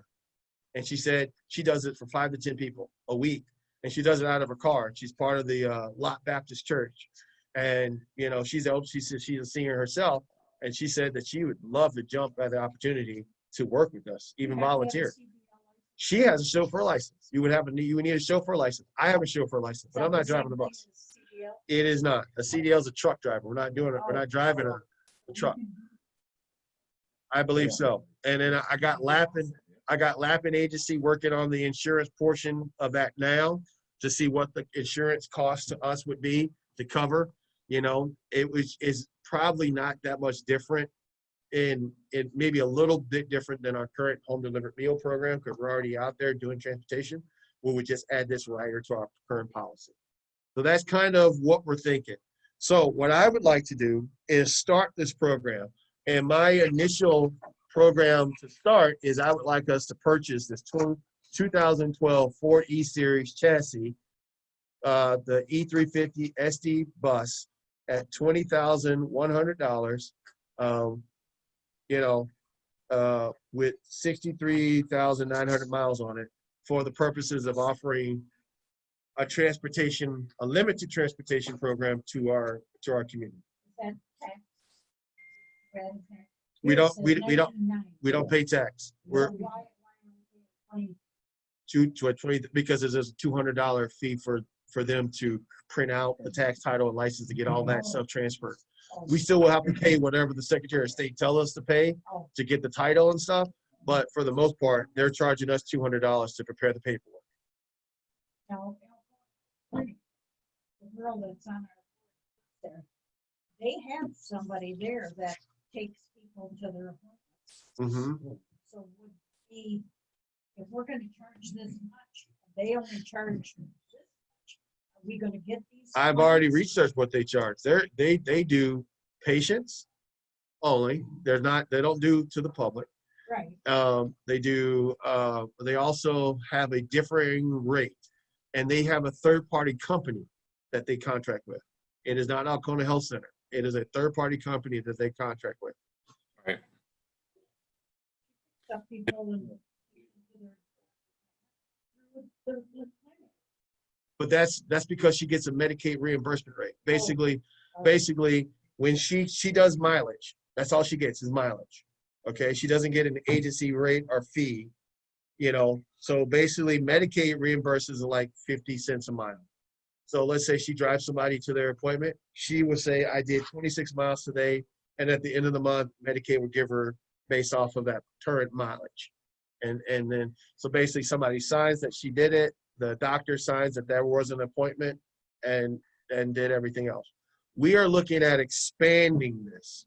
Like, this is not just for taking people to the doctor. This is Michigan Works contacting us and using us as their Michigan to Work program. So people say, hey, I need a ride to my job interview. We make that transportation.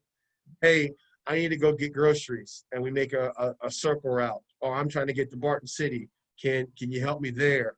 We're looking at filling the gap where Thunder Bay Transportation is not serving our community. So that's where we're trying to find our little niche. We've already reached out to the Department of Health and Human Services. They have a reimbursement plan that we can qualify for. Michigan Works has a reimbursement plan that we can qualify for. The last person that we're trying to get is Medicaid to give us guidelines on reimbursement. We could get a mileage reimbursement, but we have to work it out with that driver because it basically reimburses to a Social Security number, not a business ID. If I've got an appointment in Alpena, Mm-hmm. and I can get her to take me for 50 cents a mile, Mm-hmm. why would I pay 5 cents or $1.10? Plus what? It's just the availability of what we can offer. Like this, it costs what it costs. Like I cannot not say that it doesn't cost. That's the reason why we don't have transportation as it is because it costs money. It costs money to run the bus. It costs money to do that. Your one person is anecdotal versus the 100 people that would probably say, I'll take that, and if we can find a better way. These numbers are not hard numbers for us, okay? But we're gonna have to charge something.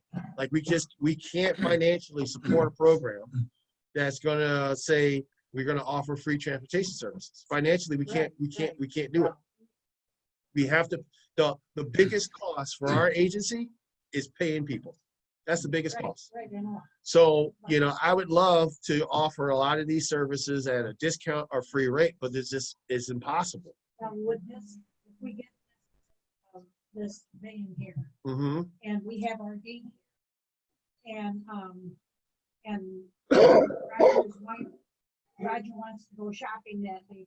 Can we go get his wife, bring her here while he's shopping and then take her back home? Is that what this is? That will work with all of our programs, all of our But programs. would he have to pay the $35 or whatever it ends up being? We, For us whatever, to go get her and then again for us to take her back home? remember, trips to the senior center, what did I say it was going to be? Free. Free to the senior center, because you're going out to we want people to come to the center. Right. So that would be a free of charge delivery or pickup. Right, our donation. But we're trying to do that. The seniors that would say, I would do your line dancing class at 5:45, but I can't get here. Well, we will come get you. We'll pick you up. I would eat here, but I can't come get you. I don't have a place to come get it. Now we can come pick you up. I think it's a great idea, as long as we can keep the price low enough that people will do it. But here I will say this about prices. All right, Mary, you can quote me. People pay for quality, and if you charge it, if you undercharge the value of what you are worth, they will treat it as is worthless. But if you charge what it's worth, people will pay for it if they see value. So that's how I see it. If I try to give you a deal, then you're going to treat it like it's a deal on a hookup, and they're not going to give it respect. But if I charge it and it's professional and it's done right, people are courteous, then people will see the value in this. Like, this is not a money maker. This is a service to our community. This is not going to make the agency money. We're going to lose some money on this program, but this is a service that we're going to be offering our community because no one in the community is trying to offer the service. Lenny? I told you, I said I found this thing in 2005 of the findings of the state. It's 2020. That's 15 years. They still haven't done anything. Yes, Mike? I serve several committees for my full-time job that looks into the health of counties and both financial and other. Every single time is lack of public transportation. We've got Thunder Bay, but they don't serve us well. IOSCO really I think if a public transportation becomes available in Alcona County, you're going to see an uptick in our economy. You're going to see probably fewer people unemployed, and people will have better access to healthcare because they'll be able to get there. So I think personally, this is a great initiative, and it's something that's necessary. I will say this, and I'll be happy to talk more later about it. But I started this initiative. I started day one. I got hired. I went to Thunder Bay Transportation. I talked to Sheila Phillip, who's on the board over at Thunder Bay Transportation. They were going to give us a shuttle for like $1, but it would have been like 200,000 miles on the shuttles, and they basically cannibalized all of their shuttles. And they basically said it's really not worth it. So then I said, well, how about we work out with MDOT? That's how do we work out a grant? How do we do this? And they basically said that the county commissioners, if they would vote to pick up the 0.26 cents or $26 per ride, they would increase the service commission, the services. However, they're contracted to provide services here. So they do offer services, but it's like $120 in fee to get. Like, I can tell you, I've used them before, and I had to take a senior from Lincoln Haven to an appointment in Alpena, $120. So, and that's with a small transportation van, That's Thunder Bay. Thunder Bay. Well, when I had to go to Alpena all the time for my cancer treatments, they said it was $4, but they would pick me up at 7 in the morning, not drop me back off till 7 at night. I had to spend that whole day Right. in Alpena. And that's basically how some of their services are. and that's the thing. Like I'm trying to, this is not going to, this is not going to be the solution. This is not a silver bullet. This is a Band-Aid on a open gash wound. We're just trying to help where we can. Are we going to be, is this going to solve all of our problems? Absolutely not. But can it help some people? Yes. If it helps 10 people a month, we've helped 10 people a month that we didn't help. So I look at that as a nominal investment of $20,000 plus paying either a volunteer. If we had a volunteer that wants to volunteer at a time, absolutely, that's awesome. But if we pay somebody a part-time job until it goes full-time, but we will have this vetted out after we have the bus, have the insurance, have the program ready to roll, and then we're going forward. I made this suggestion to ACCOA, the state. They don't fund this. NEMSCA doesn't fund this. They don't have a program. I've asked, if 3B services or those kind of service programs, there's nobody that does this, that reimburses this, short of DHS and Michigan Works, but that's specifically for their programs. Lenny, can I add a little Yes, on that?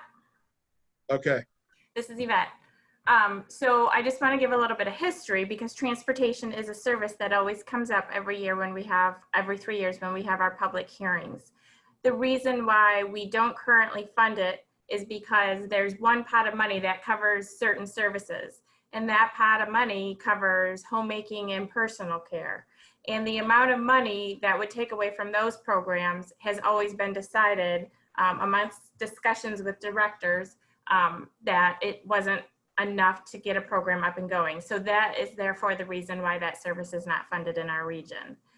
I would also encourage you to possibly talk with Sheboygan because I believe they have dealt with MDOT and they obtained some grants for some of their buses. So I don't know if you've talked to Gail at all, but that might be an avenue for you to take. Yep. Okay. I did find the MDOT grant that that's what the thing I mentioned in my notes with that's something risk grant that they got, which was the Suburban Mobility Authority for Regional Transportation grant. That's through the Michigan Department of Transportation. And like I said, I did also reach out to Sue Allor for the additional purchases of other vehicles. So, we're hoping that they take this seriously and that they want to invest in this program. But I think putting our toe in the water with the smaller investment, considering, we just made profit, we made half the investment in a month's time just in what we have in the bank. I think that would not be too far of a stretch from us to try to do it.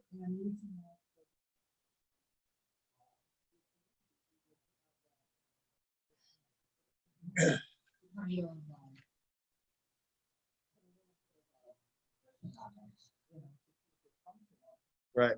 So I would like a motion for the purchase of the 2012 Ford E-Series chassis E35 SD from New Mobility Solutions. Now, your reasoning for going with this one, is it just because it's less money or because No. it's a nicer, It's less. bigger van? We have the money to go for the other roads. We have the money in the reserve to go for the other ones. However, I'm looking at more bang for the buck. Right now, the other ones, they look nice, they're less mileage, but we can only serve 6 people. So this one, we can serve 12 individuals and see what this can do. Ultimately, yeah, that'd be great to get some of their higher value ones. This one is our big toe in the water. The other ones, we made a big investment, and this one is not as big. It's a little bit less investment. It's about what we paid Stevenson, not as much, but it's almost as much as we paid for our audit. We paid about, $13,000 for our audit. Lenny, Yeah. I don't know if you noticed there was a question from Mary Weber in the chat. Yes. Her question was, would employees of ACCOA be able to utilize the van shuttle bus to get to work?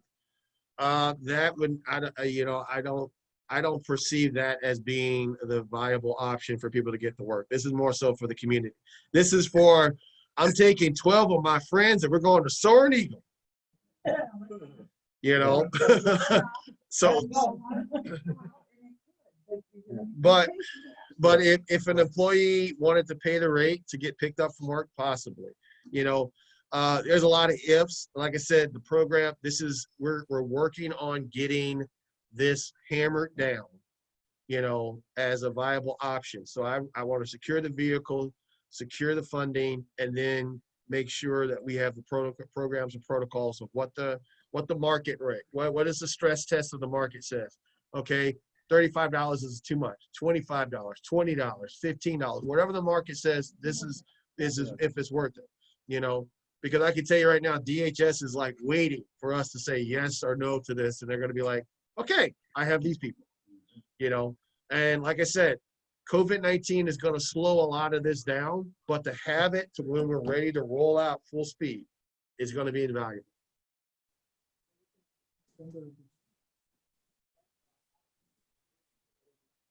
Right. I mean, our congregates always drop in the wintertime anyway because people don't want to drive on icy roads. Right. This is a solution that people could still come to the senior center and still do the activities and do all the stuff that we have. So that would be my request for a motion to purchase the 2012 Ford E-Series vehicle. Okay, so we do have a proposal. Do we have somebody that would like to make a motion? I'll make a motion that we purchase 2012 Ford E-Series chassis 8350 SE. So Dolores made the motion and then Roger seconded. All right, so we have a motion on the floor that's been properly moved and seconded. We've had lots of discussion, but is there any more? Hearing and seeing none, we do need a roll call vote for this. So let's read the roll, please. All right. Stan. Yes. Roger. Yes. Dolores. Yes. Rollin. Yes. Pam. Yes. Dan is not present. We have enough to carry Mike. Yes. Okay, we stand unanimous with Dan absent for the vote. And Dan did text me that he would be in favor of the 2012. So we have unanimous for the 2012 Ford E-Series chassis. Chevrolet or any of them, do they have this kind of a deal too? Most of these are niche. This person, that's all they sell. So, like if I was looking for a Jaguar, I wouldn't go to like a Ford dealer. I would go to the Jag. This is all they have on their entire showroom is handicap accessible vehicles, and they have like SUVs that's been converted. Like I drive a Dodge Journey. They have a Dodge Journey with a ramp that has been modified, and all of their vehicles are ADA compliant. Because basically that's how you get the state funding, but by saying, okay, is this vehicle ADA compliant? So they modify all of their vehicles, so it would be ADA compliant. Okay, then the last thing I have, since we got that talking about, is I'll do this one really quickly. The Food Bank of Lincoln, I made mention of this in the phone call, but we have given out over $210,000 worth of food in the last 20 weeks. Well, let me go back. 20, 40, 100, at least 160,000, because I got to get the new numbers. Our partners at Gordon Foods said that they have only, the USDA did not require them to bid for the full 32 weeks, and they opened bidding to all the other partners. So Gordon Food is going to be with us until August 17th. So on August 17th, they're going to bow out of this food distribution program because they said they could not handle this distribution program and providing for the schools when the schools reopen. So August 17th is when they're deciding to back out. So then we would either have to go back to the Food Bank of Eastern Michigan and purchase additional trucks to hit the 750. Right now, we're averaging 700 to 750 people we are feeding weekly. That's in the entirety of it's all in Alcona County. And that to me is amazing. The staff that does that, Deborah and her volunteers, they go there every week, and I don't have to think about it or do it. They get it done, and they've been doing a really good job. And to put that massive operation, so I'm really proud of them and proud of the Food Bank of the Food Bank of Lincoln. Last but not least, we're going to talk about the renewals for Lappin Agency. Okay. There is one thing before we get into the renewals, and I want to talk to you. It's in your guidelines. It is the it will be the insurance documentation for employees. Okay, you should see a packet that's 8 pages that talks about Blue Cross and Blue Shield, and another 8 pages of the program breakdown. So you should have that in your Lappin Agency work section. Okay, so I want to start this by saying this. I believe as an employer, you get what you get. You get what you pay for. And if you don't make an investment into having quality workers and having quality workforce, you won't get a return on your investment.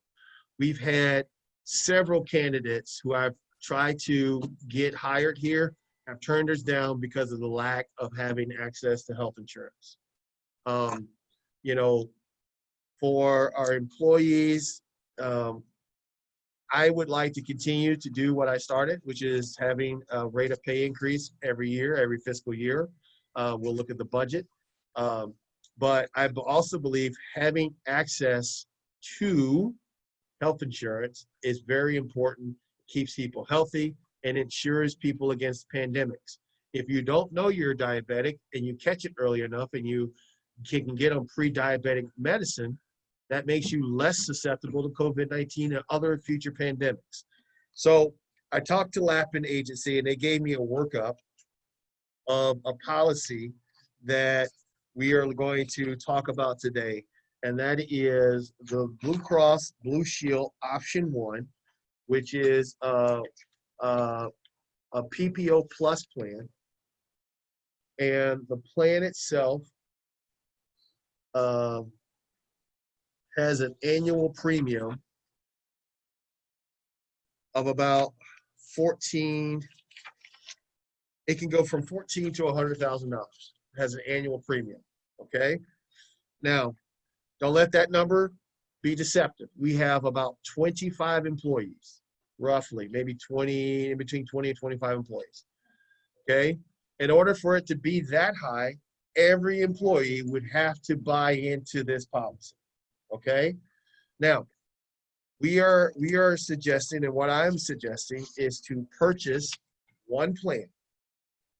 Okay, so we're going to purchase one plan that we would offer to our employees, and they would have the option of opting in or opting out of the plan. Okay, so there we go. Now, if they choose to opt in the plan, okay, if they choose to opt into the option 1 plan, which is the Blue Cross PPO plan, we would cover a certain percentage of the plan, depending on their employment status. If their employment status is full-time or part-time, will determine the amount of the percentage that we would pay in. If they are part-time, I would suggest 50% of a possible buy-in. So meaning that if the monthly premium, so say for example, the cost to the plan, let's use, I won't use the actual names here, so don't use a name in the chart, please, because that we don't want to break our employees' confidence. So I will say Susie Q. If Susie Q's monthly plan cost is $466.85, and Susie Q is a part-time employee and she wishes to buy this plan, we could meet that, let me get a calculator because that's important. 466, we would divide that by half. We would pay 233. Susie Q would be responsible for paying 233. Right. So, that's if we wanted to offer health coverage for part-time employees. We could say, or we wouldn't, and would only offer health coverage for full-time employees. And full-time for us is 32 hours or more. Okay? So if we say we're going to only offer health coverage for full-time employees, then we can determine that rate of investment. We can do 50% or 75%. And in some agencies I found, or some companies I found, they've done 80%. So let's go back to Susie Q's number. She's a full-time employee. And Susie Q, her monthly policy is $466.85 because she's, 62 years old and she's got a, or she's 51 years old and she's got some pre-existing conditions. So her rate comes back at $466. So if we were to pay 80%, that would cover $373.48. If we were to cover 75%, it'd be $350. If we were to cover 50%, that is $233. We already said that. So, and that would be the agency cost for that insurance. Now, this insurance would be vision, dental, health, all that across the board for that plan. Okay, so that would be that. So we would have to determine what our rate. Now, I did see that we could tier our policies based off of managers and regular employees. So managers, you could do a different way. You just have to keep the same policy. So if you said for the regular employee or the non-supervisory employee, you can say we would pay the rate of 50%. For supervisory employees, we would pay the rate of 75%. That can be a policy. So I definitely believe that this can't be just a personnel committee decision. This has to be a decision of the full board because that's going to require an investment of the full board. I believe that this is something that we definitely need to take seriously because I do believe that we need to be able to offer benefits and a retirement to move from getting the employees that are going to be the ones that call in sick all the time or move away from the employees that don't want to, that see this as a job versus seeing this as a career. And that's what I want. I want people to see this agency as an agency that I can have a career with versus this is just a summer job so I can find something better. Lenny? Yes, sir. Regarding, the different tiers for supervisory versus regular employee, I would be against that. That's kind of what we get out of our government right now. They have so I think that what's good for the goose is good for the gander. But what I would like to see is us offer, it's something that not many employers do, but I think we ought to offer something to our part-time employees because very often they're the ones that have no other. I would be in support of a tiered system where part-time employees and full-time employees would get 75%. That's So just, you broke it up. So part-time would get 50 and then full-time would get 75. Is that what you're saying? yes. Yep.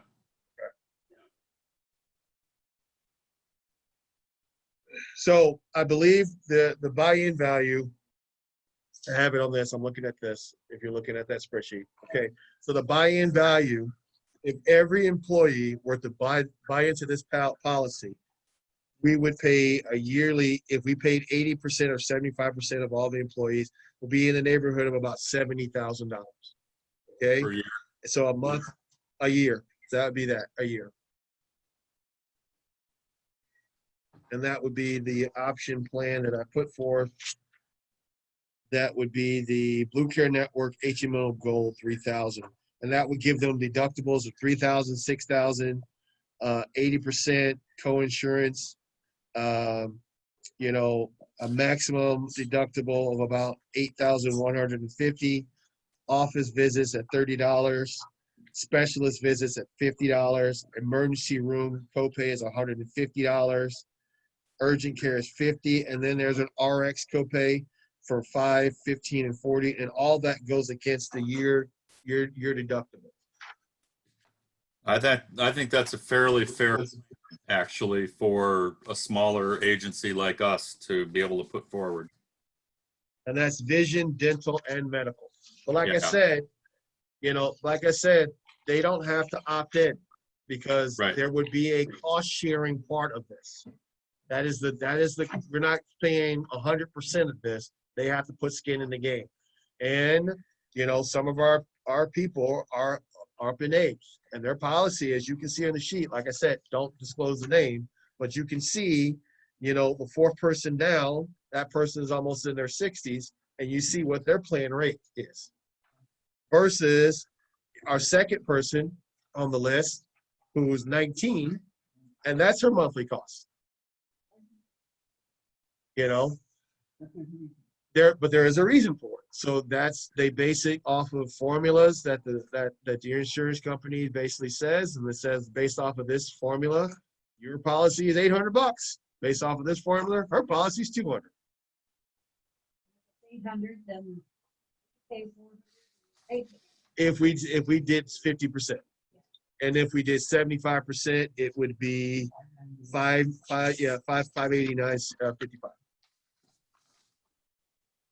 And then they would pay the remainder out of their payroll. Who pays the,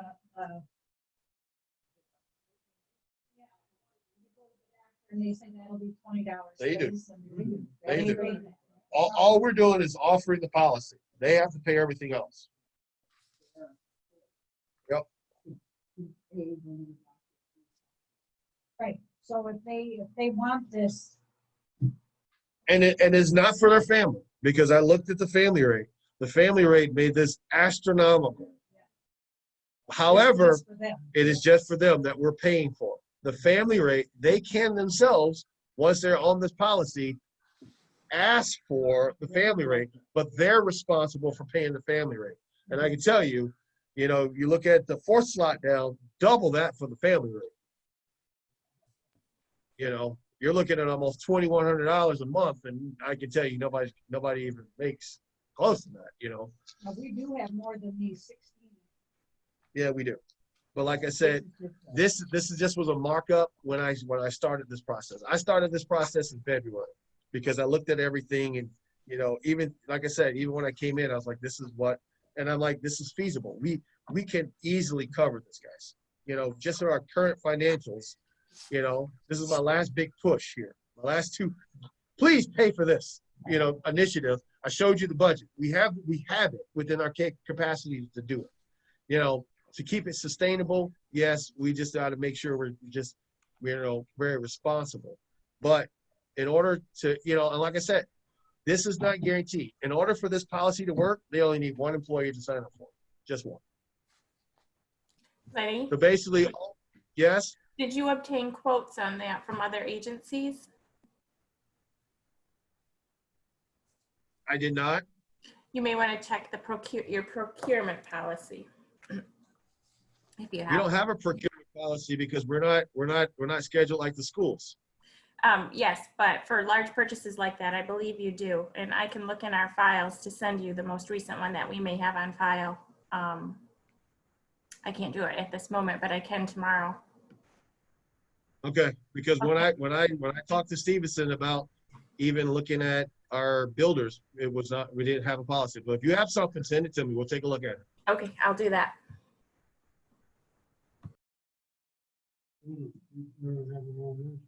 Yeah, well, I'm just, I'm just talking.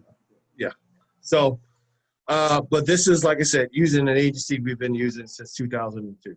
You know, this is Lappin. And, you know, and this is after 2 months of research, you know, with using them, and this is what they found.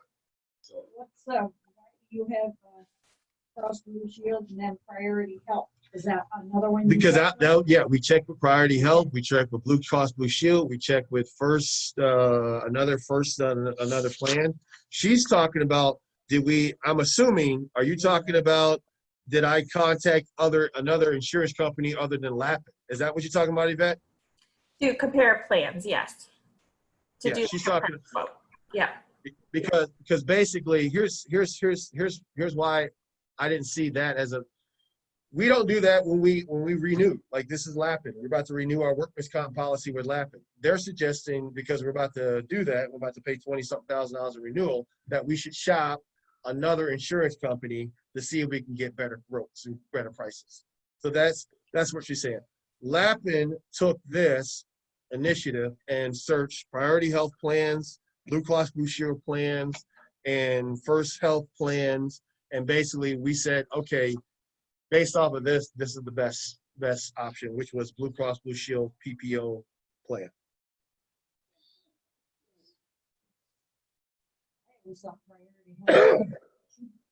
It is normally, however, for what we are trying to ask for, it's the value of which the same cost we're buying with the exact equal cross value, which is major catastrophic. Everything was out of pocket, and it wouldn't be advantageous for the employee to have it. And then the other option was a money market account, which basically are a health market account that they would put money in, and then they could do that. And I just didn't think that would be advantageous to try to track and make sure that people are using that properly.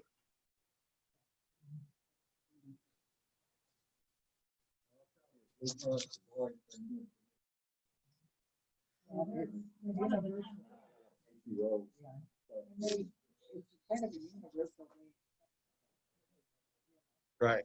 Well, the open enrollment for these policies are August 1st. So it's one of those things, I don't know, we could table it until the next one, but I think that we need to at least, because here's what we can do. We can approve the measure and then submit it to the employees to see who would be interested in buying it. And if we have no takers, then it's a moot point. But if there is somebody that is willing to make the investment to do it, so we need to approve two things. We need to approve the rate of which the agency is willing to cover, 50, 75, 80. And then we need to determine if part-time employees will have access to this. And then if we're going to be providing a rate, because if I'm a part-time employee and I look at this, because some people will try to game the system. I only work 20 hours and you're going to pay for $200 worth of half my insurance. You know, why work full time? I don't ever have to work full time. So we got to make sure that we're covered. That's why I kind of was like, all right, maybe not for part-time employees. Because if you only work 10 hours a week for us, and yet we're covering half of the cost of your insurance, you know, but then, you know, then if your insurance is $280, okay, and you still have to pay the other half, you still have to pay the $140 out of that, you know, out of your payroll check, you know, so pretty much you're just working for insurance at that point. And that's a prerogative of people if they want to do it, you know. So we tried to make sure that there was no ways that people can game the system.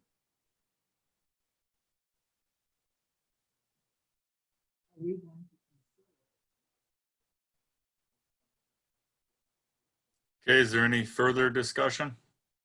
Pam was asking a question. Hang on. Are you going to consider what, Pam?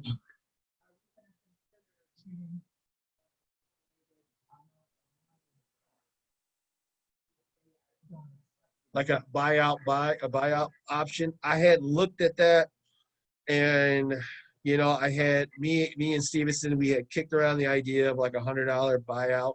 But here's the thing. I didn't want to do that financially, Because if we're giving you $100, are you really going to use that $100 towards it? Right. And if I'm poor enough to qualify for Medicaid, I'm not going to be spending any money anyway. So I would just be paying you not to take the insurance. So, right. So I just said, instead of wasting the $100 times 20 a month, the $2,000 for people to buy out a month, let's just keep that and just say, it's here if you want it. That was the policy at one time before. Right. Well, didn't they decide, maybe you remember, Robin and Roger, didn't it come up that was illegal for us to put that $300?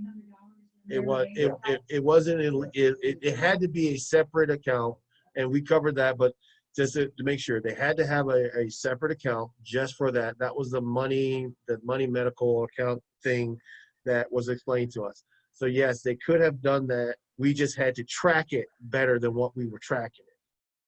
So we had to set up a system to where it was line item coded and show that this was that deposit before against their payroll, to show that that's where that income was supposed to go and deposit it.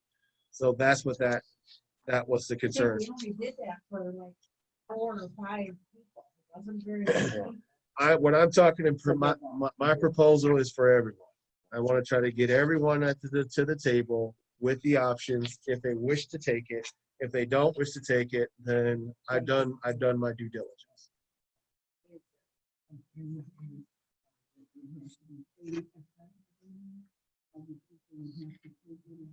Some of these policies, yeah. But this one that we found only required one to go into force. I gave you the one that I chose, and then I gave you the ones that I looked at. So I gave you the options. Right. So this is the one that I chose, the PPO or whatever, the Blue Cross, Blue Shield, Blue Care Network, HMO Gold 3000. Yes. So it's all inclusive in that one plan.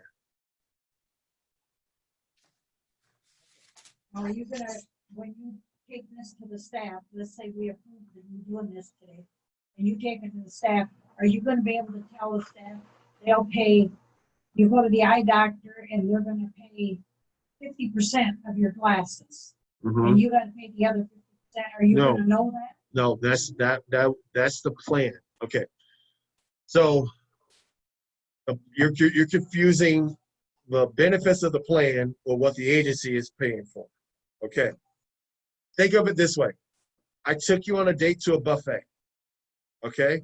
I paid for your buffet. Let's go. But what you choose to put on your plate is what you choose to put on your plate. Oh, okay. Okay. That's completely different. So that's basically, we're paying for your admittance into the restaurant. And we're saying that you have a $20 spending limit. And if you order the lobster, you're paying for the extra costs. Okay. So that's basically, but if you go to the buffet, which is $17.99, all of that is covered. Right. But if you want the extra stuff, we're not paying for your drinks and we're not paying for the tips. Because, but the policy itself has this built-in cost that they're willing to pay. Every time they use it, the employee has to come out of pocket and match a copay. The agency doesn't. We just pay for the plan. They have, every time they use it, they will have to pay out of pocket to do something. So if they want a $300 policy, they're gonna pay $150. Add extra stuff to that policy. We're still only paying our $150. So if they want to add their family members to that policy, then they're responsible for 100% for each additional person they add to that policy. And if they want to add an extra thing, the insurance company to pay more. They will pay 100%. They're paying that extra stuff. That extra stuff. Okay, we're paying $150. That's it. And then for the employee, not the employee and their family. Right. Okay. Very few employers pay now for insurance for an entire family. That was like the 80s and 90s. Very few employees I see do that now. So we need to discuss if this is going forward. We need to discuss the rate at which the agency is going to pay for this policy. And then from there, I will request that Lappin or come over. And then the vet's going to send me her documentation to see if we have to go get it from, other places or submit an offer sheet to other insurance companies.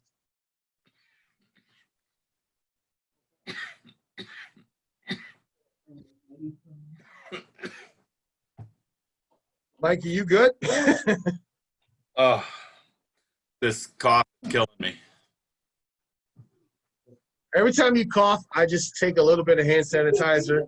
And I do. Every time somebody's cough, I'm training myself. It's like, I don't know why. I just got to do it. So, all right. So I guess the motion would be to approve the purchase of a plan through the Lappin agency for employees to use. And then the next part would be the next rate. So we would have to make the motion to approve the initiative to purchase a plan policy for the employees of Alcona County Commission on Aging.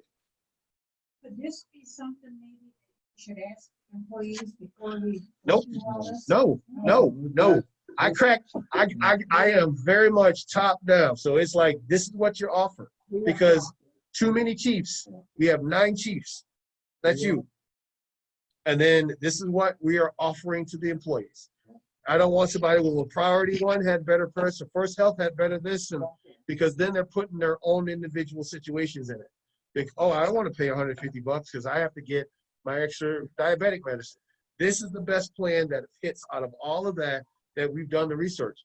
Why go back 2 months to have them do something that I've already done?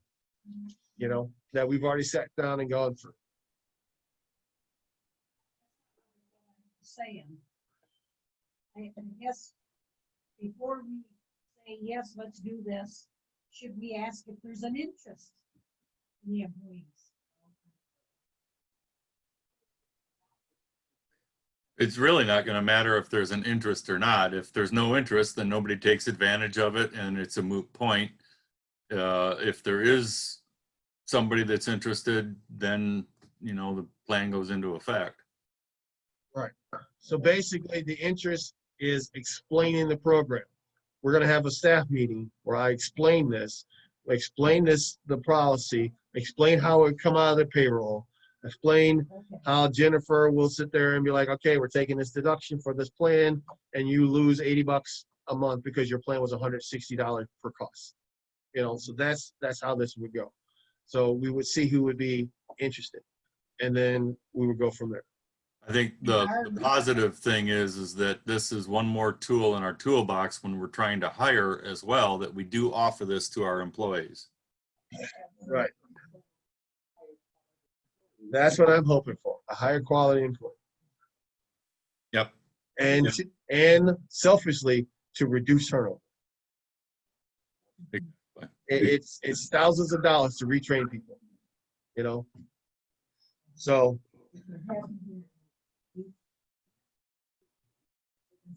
Right.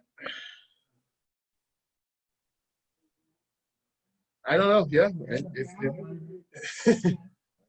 Yes, I'll make the motion to accept this policy.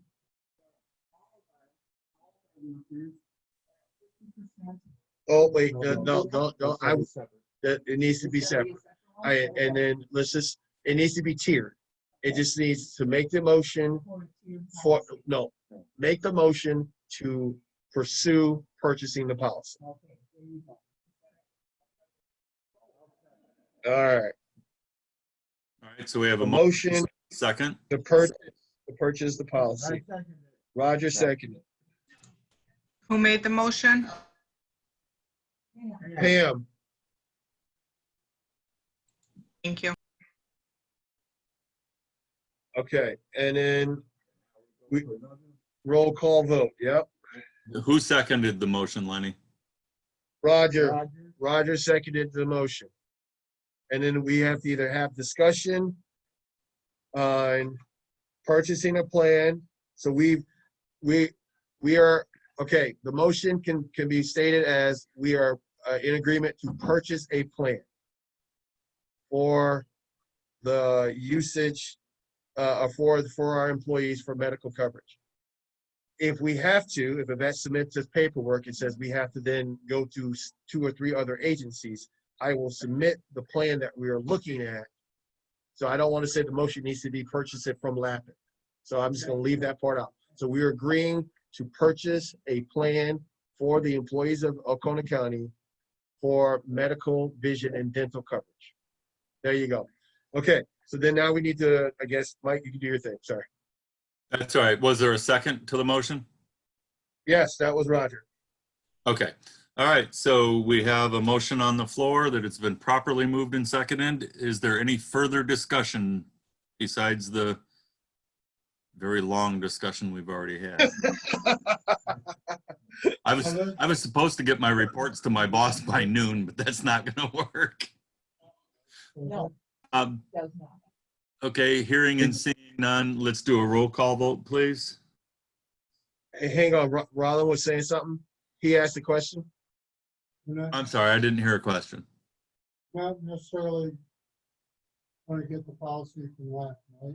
Right, because a vet says that we have to outsource it and see. I'm still gonna, I'm like I said, I want to see it in the bylaws and see it in the thing and take a look at that. Doesn't Latin. Yeah. Okay. So right now we're in agreement to purchase the policy. All right, Stan, what's your vote? Yes. Stan is a yes. Roger. Yes. Roger's a yes. Dolores. yes. Dolores is a yes. Rollin. If it's Latin, no vote. All right. Lappin, no vote. So I just need a yes or a no about the policy. No. Okay, Rollin's a no. Okay, Pam. Okay. Dan is not present. So based on the current votes and one negative, the initiative passed. Okay. So Is this Blue Cross Blue Shield, Priority Health, whichever, does it go through Lappin before? Is it, or is that under Lappin, or can I can just go to Priority Health and make my own?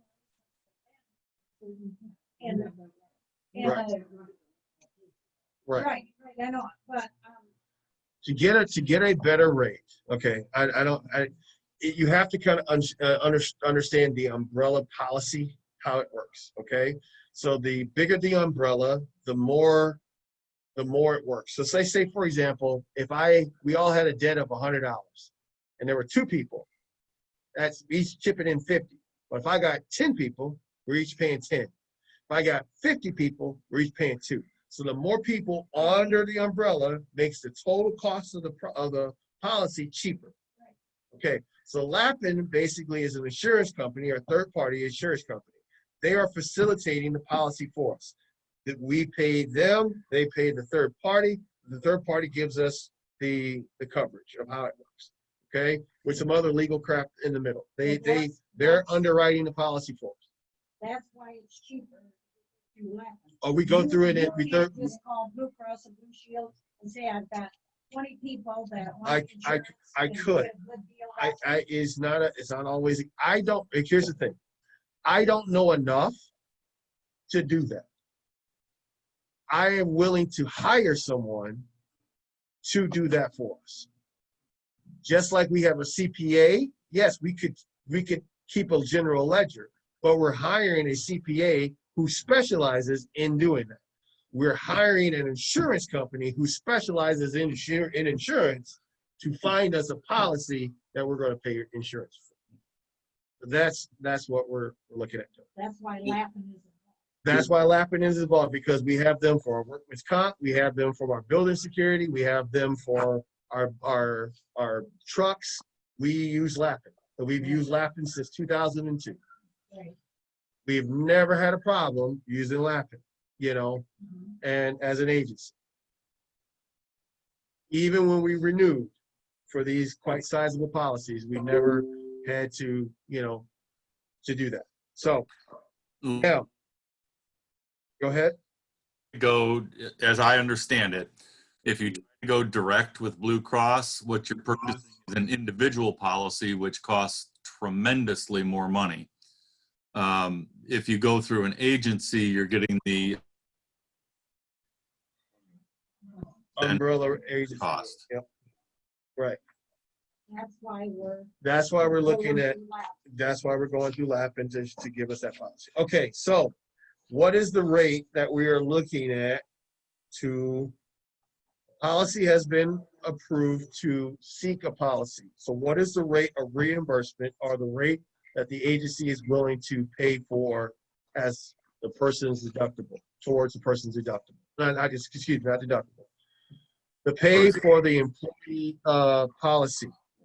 Okay. Well, we have to determine, if we're going to offer part-time and full-time, for that. So let's start with that part, I guess. Okay. Now, here's the thing. We can also have a maximum out-of-pocket max. We can set a maximum out-of-pocket max. So what that means, if somebody's $800 is their monthly rate, okay, we can say we will pay 50% of your policy to the maximum of $300. So we can set an out-of-pocket maximum or a policy maximum, a cost maximum for that policy. So we can say we'll pay 75% up to $300, and then the remaining balance would be the employee's responsibility to pay. We can structure it that way. That's why I wanted to go slow. So now we're at this point. So now we're determining the rate, 50, 75, 80, and then we can also state that we would maximum to a maximum rate of X amount of dollars. My suggestion would be 50% for part-time, 75% for full-time. Okay. Now, would that be, would that? If we're gonna pay 50%, I've got insurance through you, through the senior center, and I'm paying $400 a month. Or it costs $400, so you're gonna pay $200, and I'm gonna pay $200. If you're part-time. Yeah, okay, and if that's the case, then what did you mean by you only gonna pay up to so much? Okay, if we choose, okay, let's say for example, to save us money, okay, we say full-time staff is 75%, okay, and your $400, let me get to my calculator app. Your $400 times 0.75 is $300, okay? Let's up it by 500. Let's say $500 for this math for it, okay? So we say $500 times 0.75 is $375. So you're a full-time employee, your policy costs $500, 75%, the agency would pay $375. But if we put a cap on that, and we say the agency is only going to pay up to $300, so that $75 go back to the employee to pay. Okay? So if someone who has higher pre-existing conditions and their policy is $800,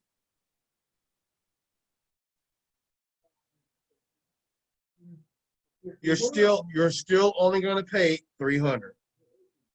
Agency is only going to pay $300 because if a policy was $800, because we have one employee that policy would be close to that, $800, we would be on the hook for $600.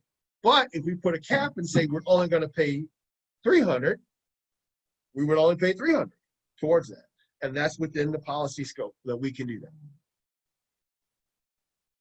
I'm in favor of the cap part, of the $300 cap part. That keeps it, we can reevaluate this after a fiscal year and say we can up that, when we're ready to renew it. But as a good starter, we're offering a solid plan for medical, dental, and vision for our employees. And then we're offering it, we have to figure out what our percentage rates are. And then we can cap it and say that the agency maximum will pay a maximum of $300. We'll pay your 75% up to a maximum of $300.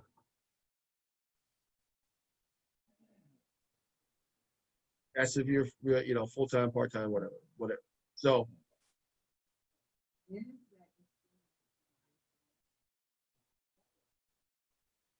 it's not, because companies do max caps as well. Yeah.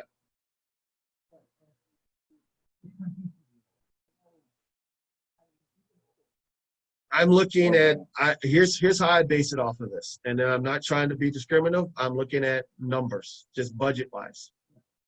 You know, I'm looking at trying to have this policy be as affordable to us, the agency, and be fair as possible as I possibly can to, you know, the agencies. The insurance companies have made it impossible, because if you're 62 or 65, chances are you probably have what? Medicare. Right. So then if your number, so if your numbers are that, you know, you basically are saying, like, you know, the government is saying, well, use this plan, you know, or use that plan. So we just have to kind of do that. So yeah, some people are gonna get it. Some people are gonna be like, yeah, this is awesome. You know, I can't fix the system. I can only say that this is the best way to put it out there, I believe, financially, for me. So does anybody agree with those numbers? 50% for part-time, 75% for full? Anybody want to go higher than 75%? Anybody want to go lower than 75%? So we want to vote on that proposal, Mike, that's 50% for part-time employees, 75% for full-time. And then are we in agreement that we want to have a maximum? Yeah, cap? We should make that all probably all the same one right. motion. Yeah. All right. So is my cap number at 300 a solid number? Are we good at that? Or we're gonna... Make the motion. Okay, so Dolores makes the motion that we pay 50% of the plan costs for part-time employees, and those are employees that are 0 to 32 hours, and for full-time employees coming in at 33 hours and 300, right? Yeah, and then we would pay 75% towards their plan costs to a cap maximum of $300.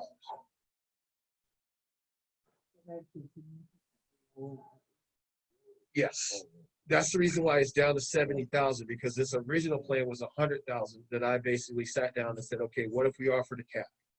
All of these things that we've talked about, I've talked with our CPAs, I talked with all of these different things, and this is the finished product that we presented to you. I don't know if this pertains to this or not. Hang on, there's a motion on the table. We gotta vote this. Yeah, we can't. Yeah, has the motion been seconded? Yes, seconded by Rollin. Okay, there is a motion on the floor. It's been properly moved and seconded. Is there any further discussion on this motion?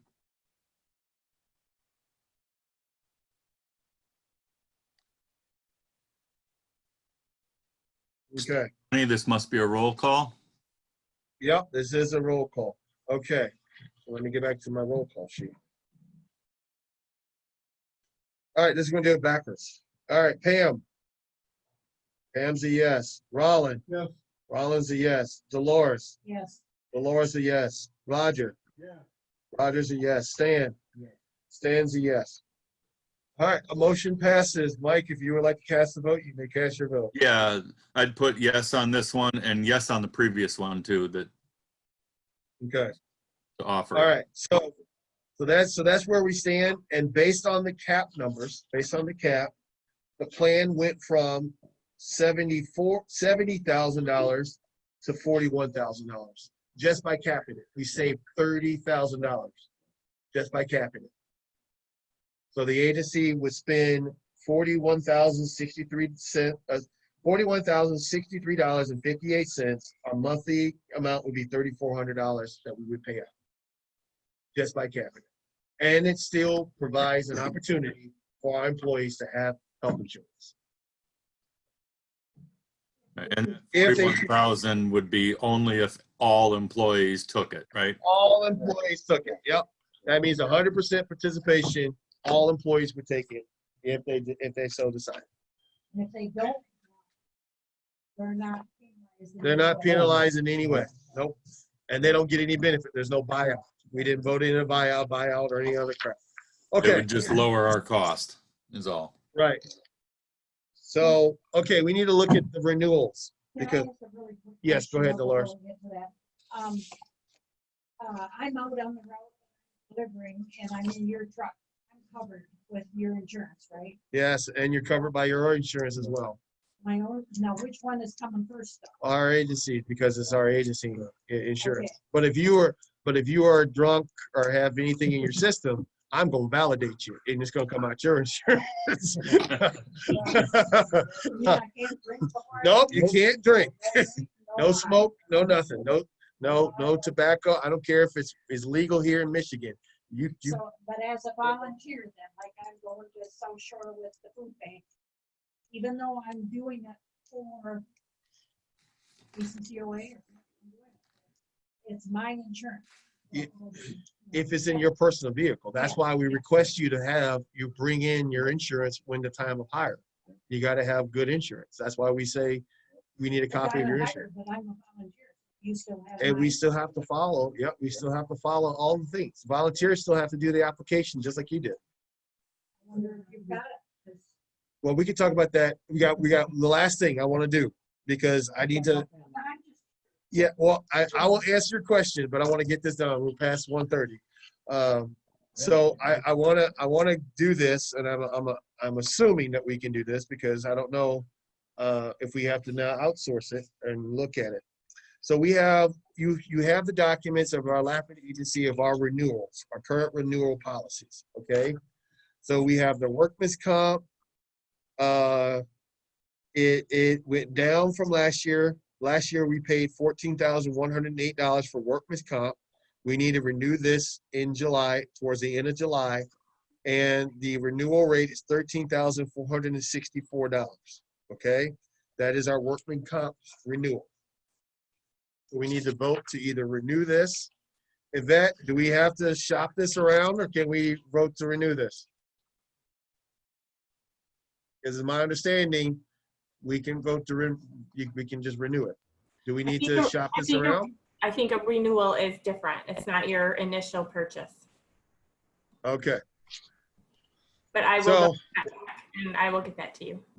all right, well, let's just act as if we're gonna do it. So the renewal policy, like I said, the premium is $13,464. And then we have another renewal.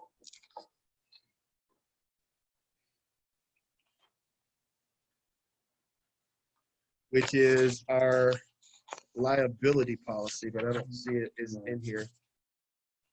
So maybe, I think we renewed one with them already for $7,000, so that might have been it. That was last time. Okay, so right now we just need to renew the workman's comp policy through Lappin Agency for this fiscal year. And that will be the last business I have.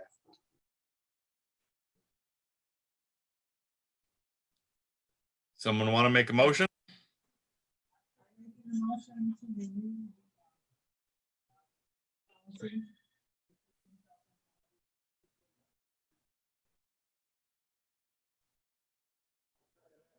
Roger seconds it. Okay, so we have a motion on the floor. It's been properly moved and seconded. Any further discussion?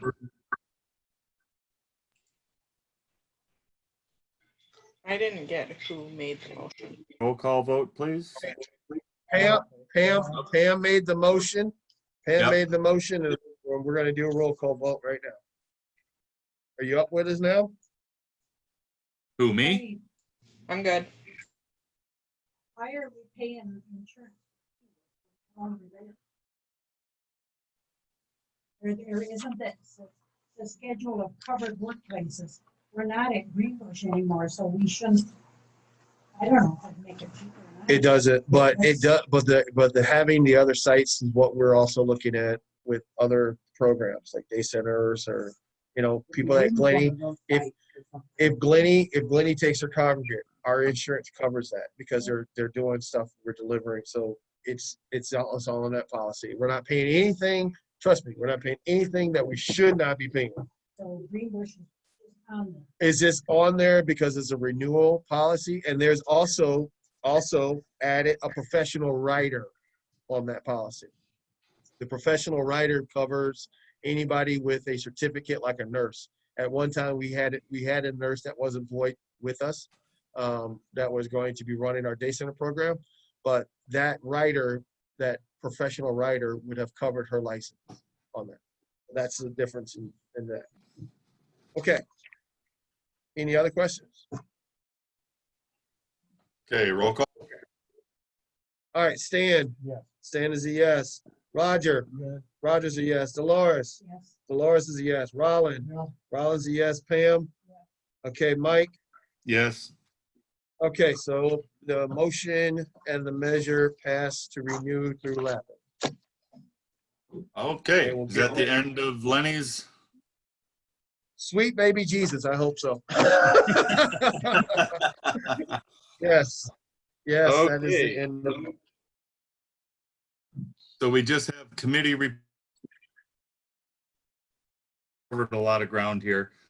Building and Grounds Committee. Nothing, Okay. Fundraising Committee, I don't believe that committee has met. Program Planning Committee.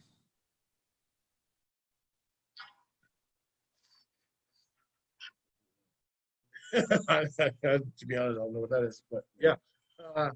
No, I don't think you have anything with that. Committee. Personnel? No, And Nomination Committee. No. no. We will eventually have to look at Bev Zorn's position, so that needs to be on everybody's radar. Any then? In September, yeah, she gave us until September to find her replacement.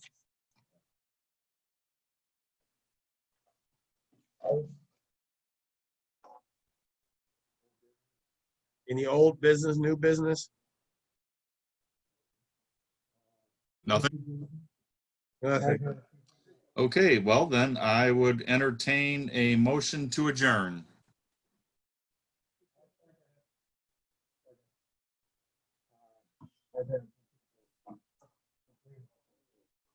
Okay. I have some.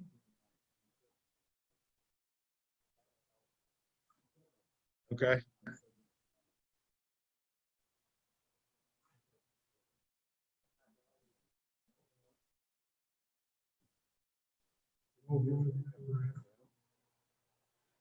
There was a problem we had with Earth Grains and their billing because Earth Grains would not provide us with a proper invoice, so we kept overpaying. So we were looking at switching to a different company. We are also, I'm trying to work that out. I'm trying to look at our budget. We were spending a lot of money in Gordon Foods and not enough in the food bank. And currently, meat is at a premium right now. We have to kind of, things that we were paying $8 for, we're paying $20 to $24 for, So we kind of I put a lot of pressure on Julie to kind of work. I've been hitting our budget. I've been saying, like, if it's not in your budget, you can't do it. And they have a strict budget. So I told her this week, we're going to be getting with her. We had some additional funding through NIMSCA for COVID to give us a few $1,000s extra to go towards the food budget. So we'll be looking at that.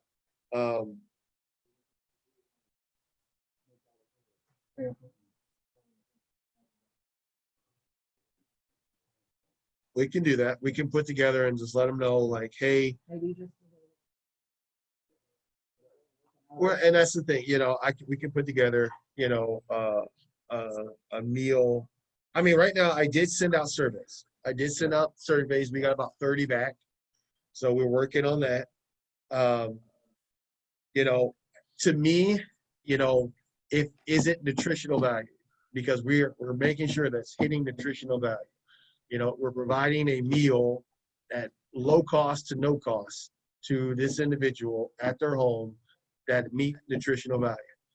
I wish it could be filet and top ramen, you know, but we don't have filet and top ramen budget, you know, and I say this with all the love in my heart. If they want better, donate more. We are about 75% of people who receive meals don't pay their actual costs of what they receive. Yeah, so we'll just make sure we'll just make sure and see a lot of this times too. And here's the thing, guys, we have a lot of individuals who complain who have memory problems. We have one individual I know our team documented, and they played me the message. I don't want this hot, or I don't want it frozen. Don't send me this. Don't send me that. Don't send me any milk. And then the next day, I didn't get any milk. I didn't get any buns. Well, sir, you just said you didn't want this. Well, I didn't say that. And I'm like, yeah, you did. But you have to take that into consideration too, that these people 90 years old, but is there any chance that we can get a menu from Alpena, a menu from Oklahoma, and look at It because it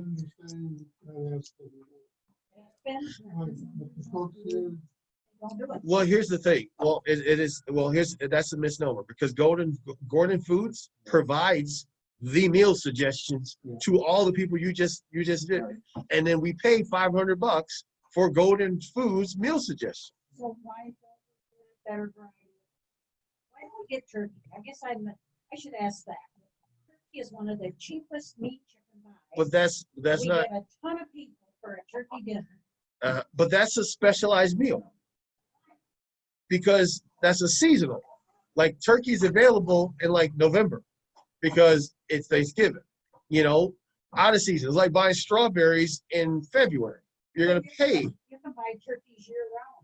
We've given out turkey sandwiches because I can tell you from the food bank, we bought these big giant turkey logs, Right. big giant euro-long turkey log, and it's like 50 pounds of turkey, and we give it out. We're trying to provide, we provide 3 meals per person every day, and we try not to duplicate those meals, but sometimes we duplicate those meals. Well, yeah, I know. And that's kind of like, if I went to your house and I said, I want a different meal every time, every day I sit down at this table, you're going to be like, you're going to get what you get, Lenny. Right. I mean, think about that. Think about sitting at your mother's table. And you're like, every time I sit down for breakfast, lunch, and dinner, I want a different meal. 7 days a week. What would your mom say to you? After you picked yourself up off the floor. Yes. Yeah. But hot dogs 3 weeks in a row, and then that rice. We had rice. Not cooked at all. Second day it was second time. The third day it was so much.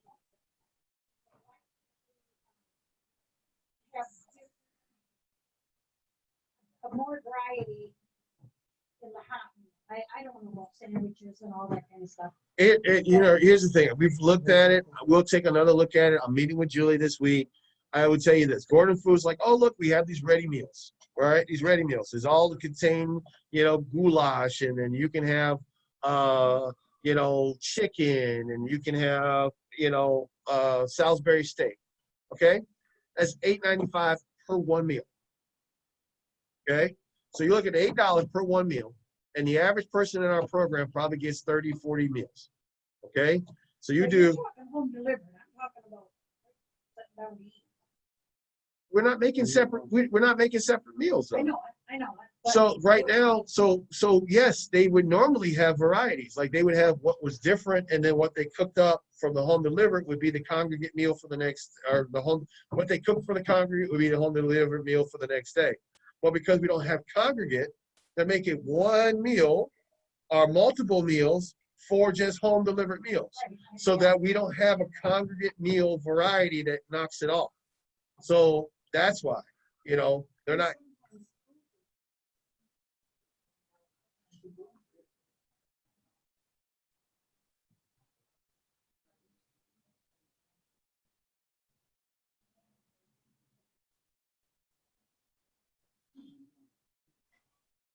But, and I will also say this, you know, are you guys also looking at kielbasas versus a regular hot dog? A kielbasa bun is way more expensive than a regular hot dog bun. So would you still complain if I sent you a kielbasa sausage with a bun that looked like this? You'd be like, hey, Lenny, what is going on here? Well, these. You know, but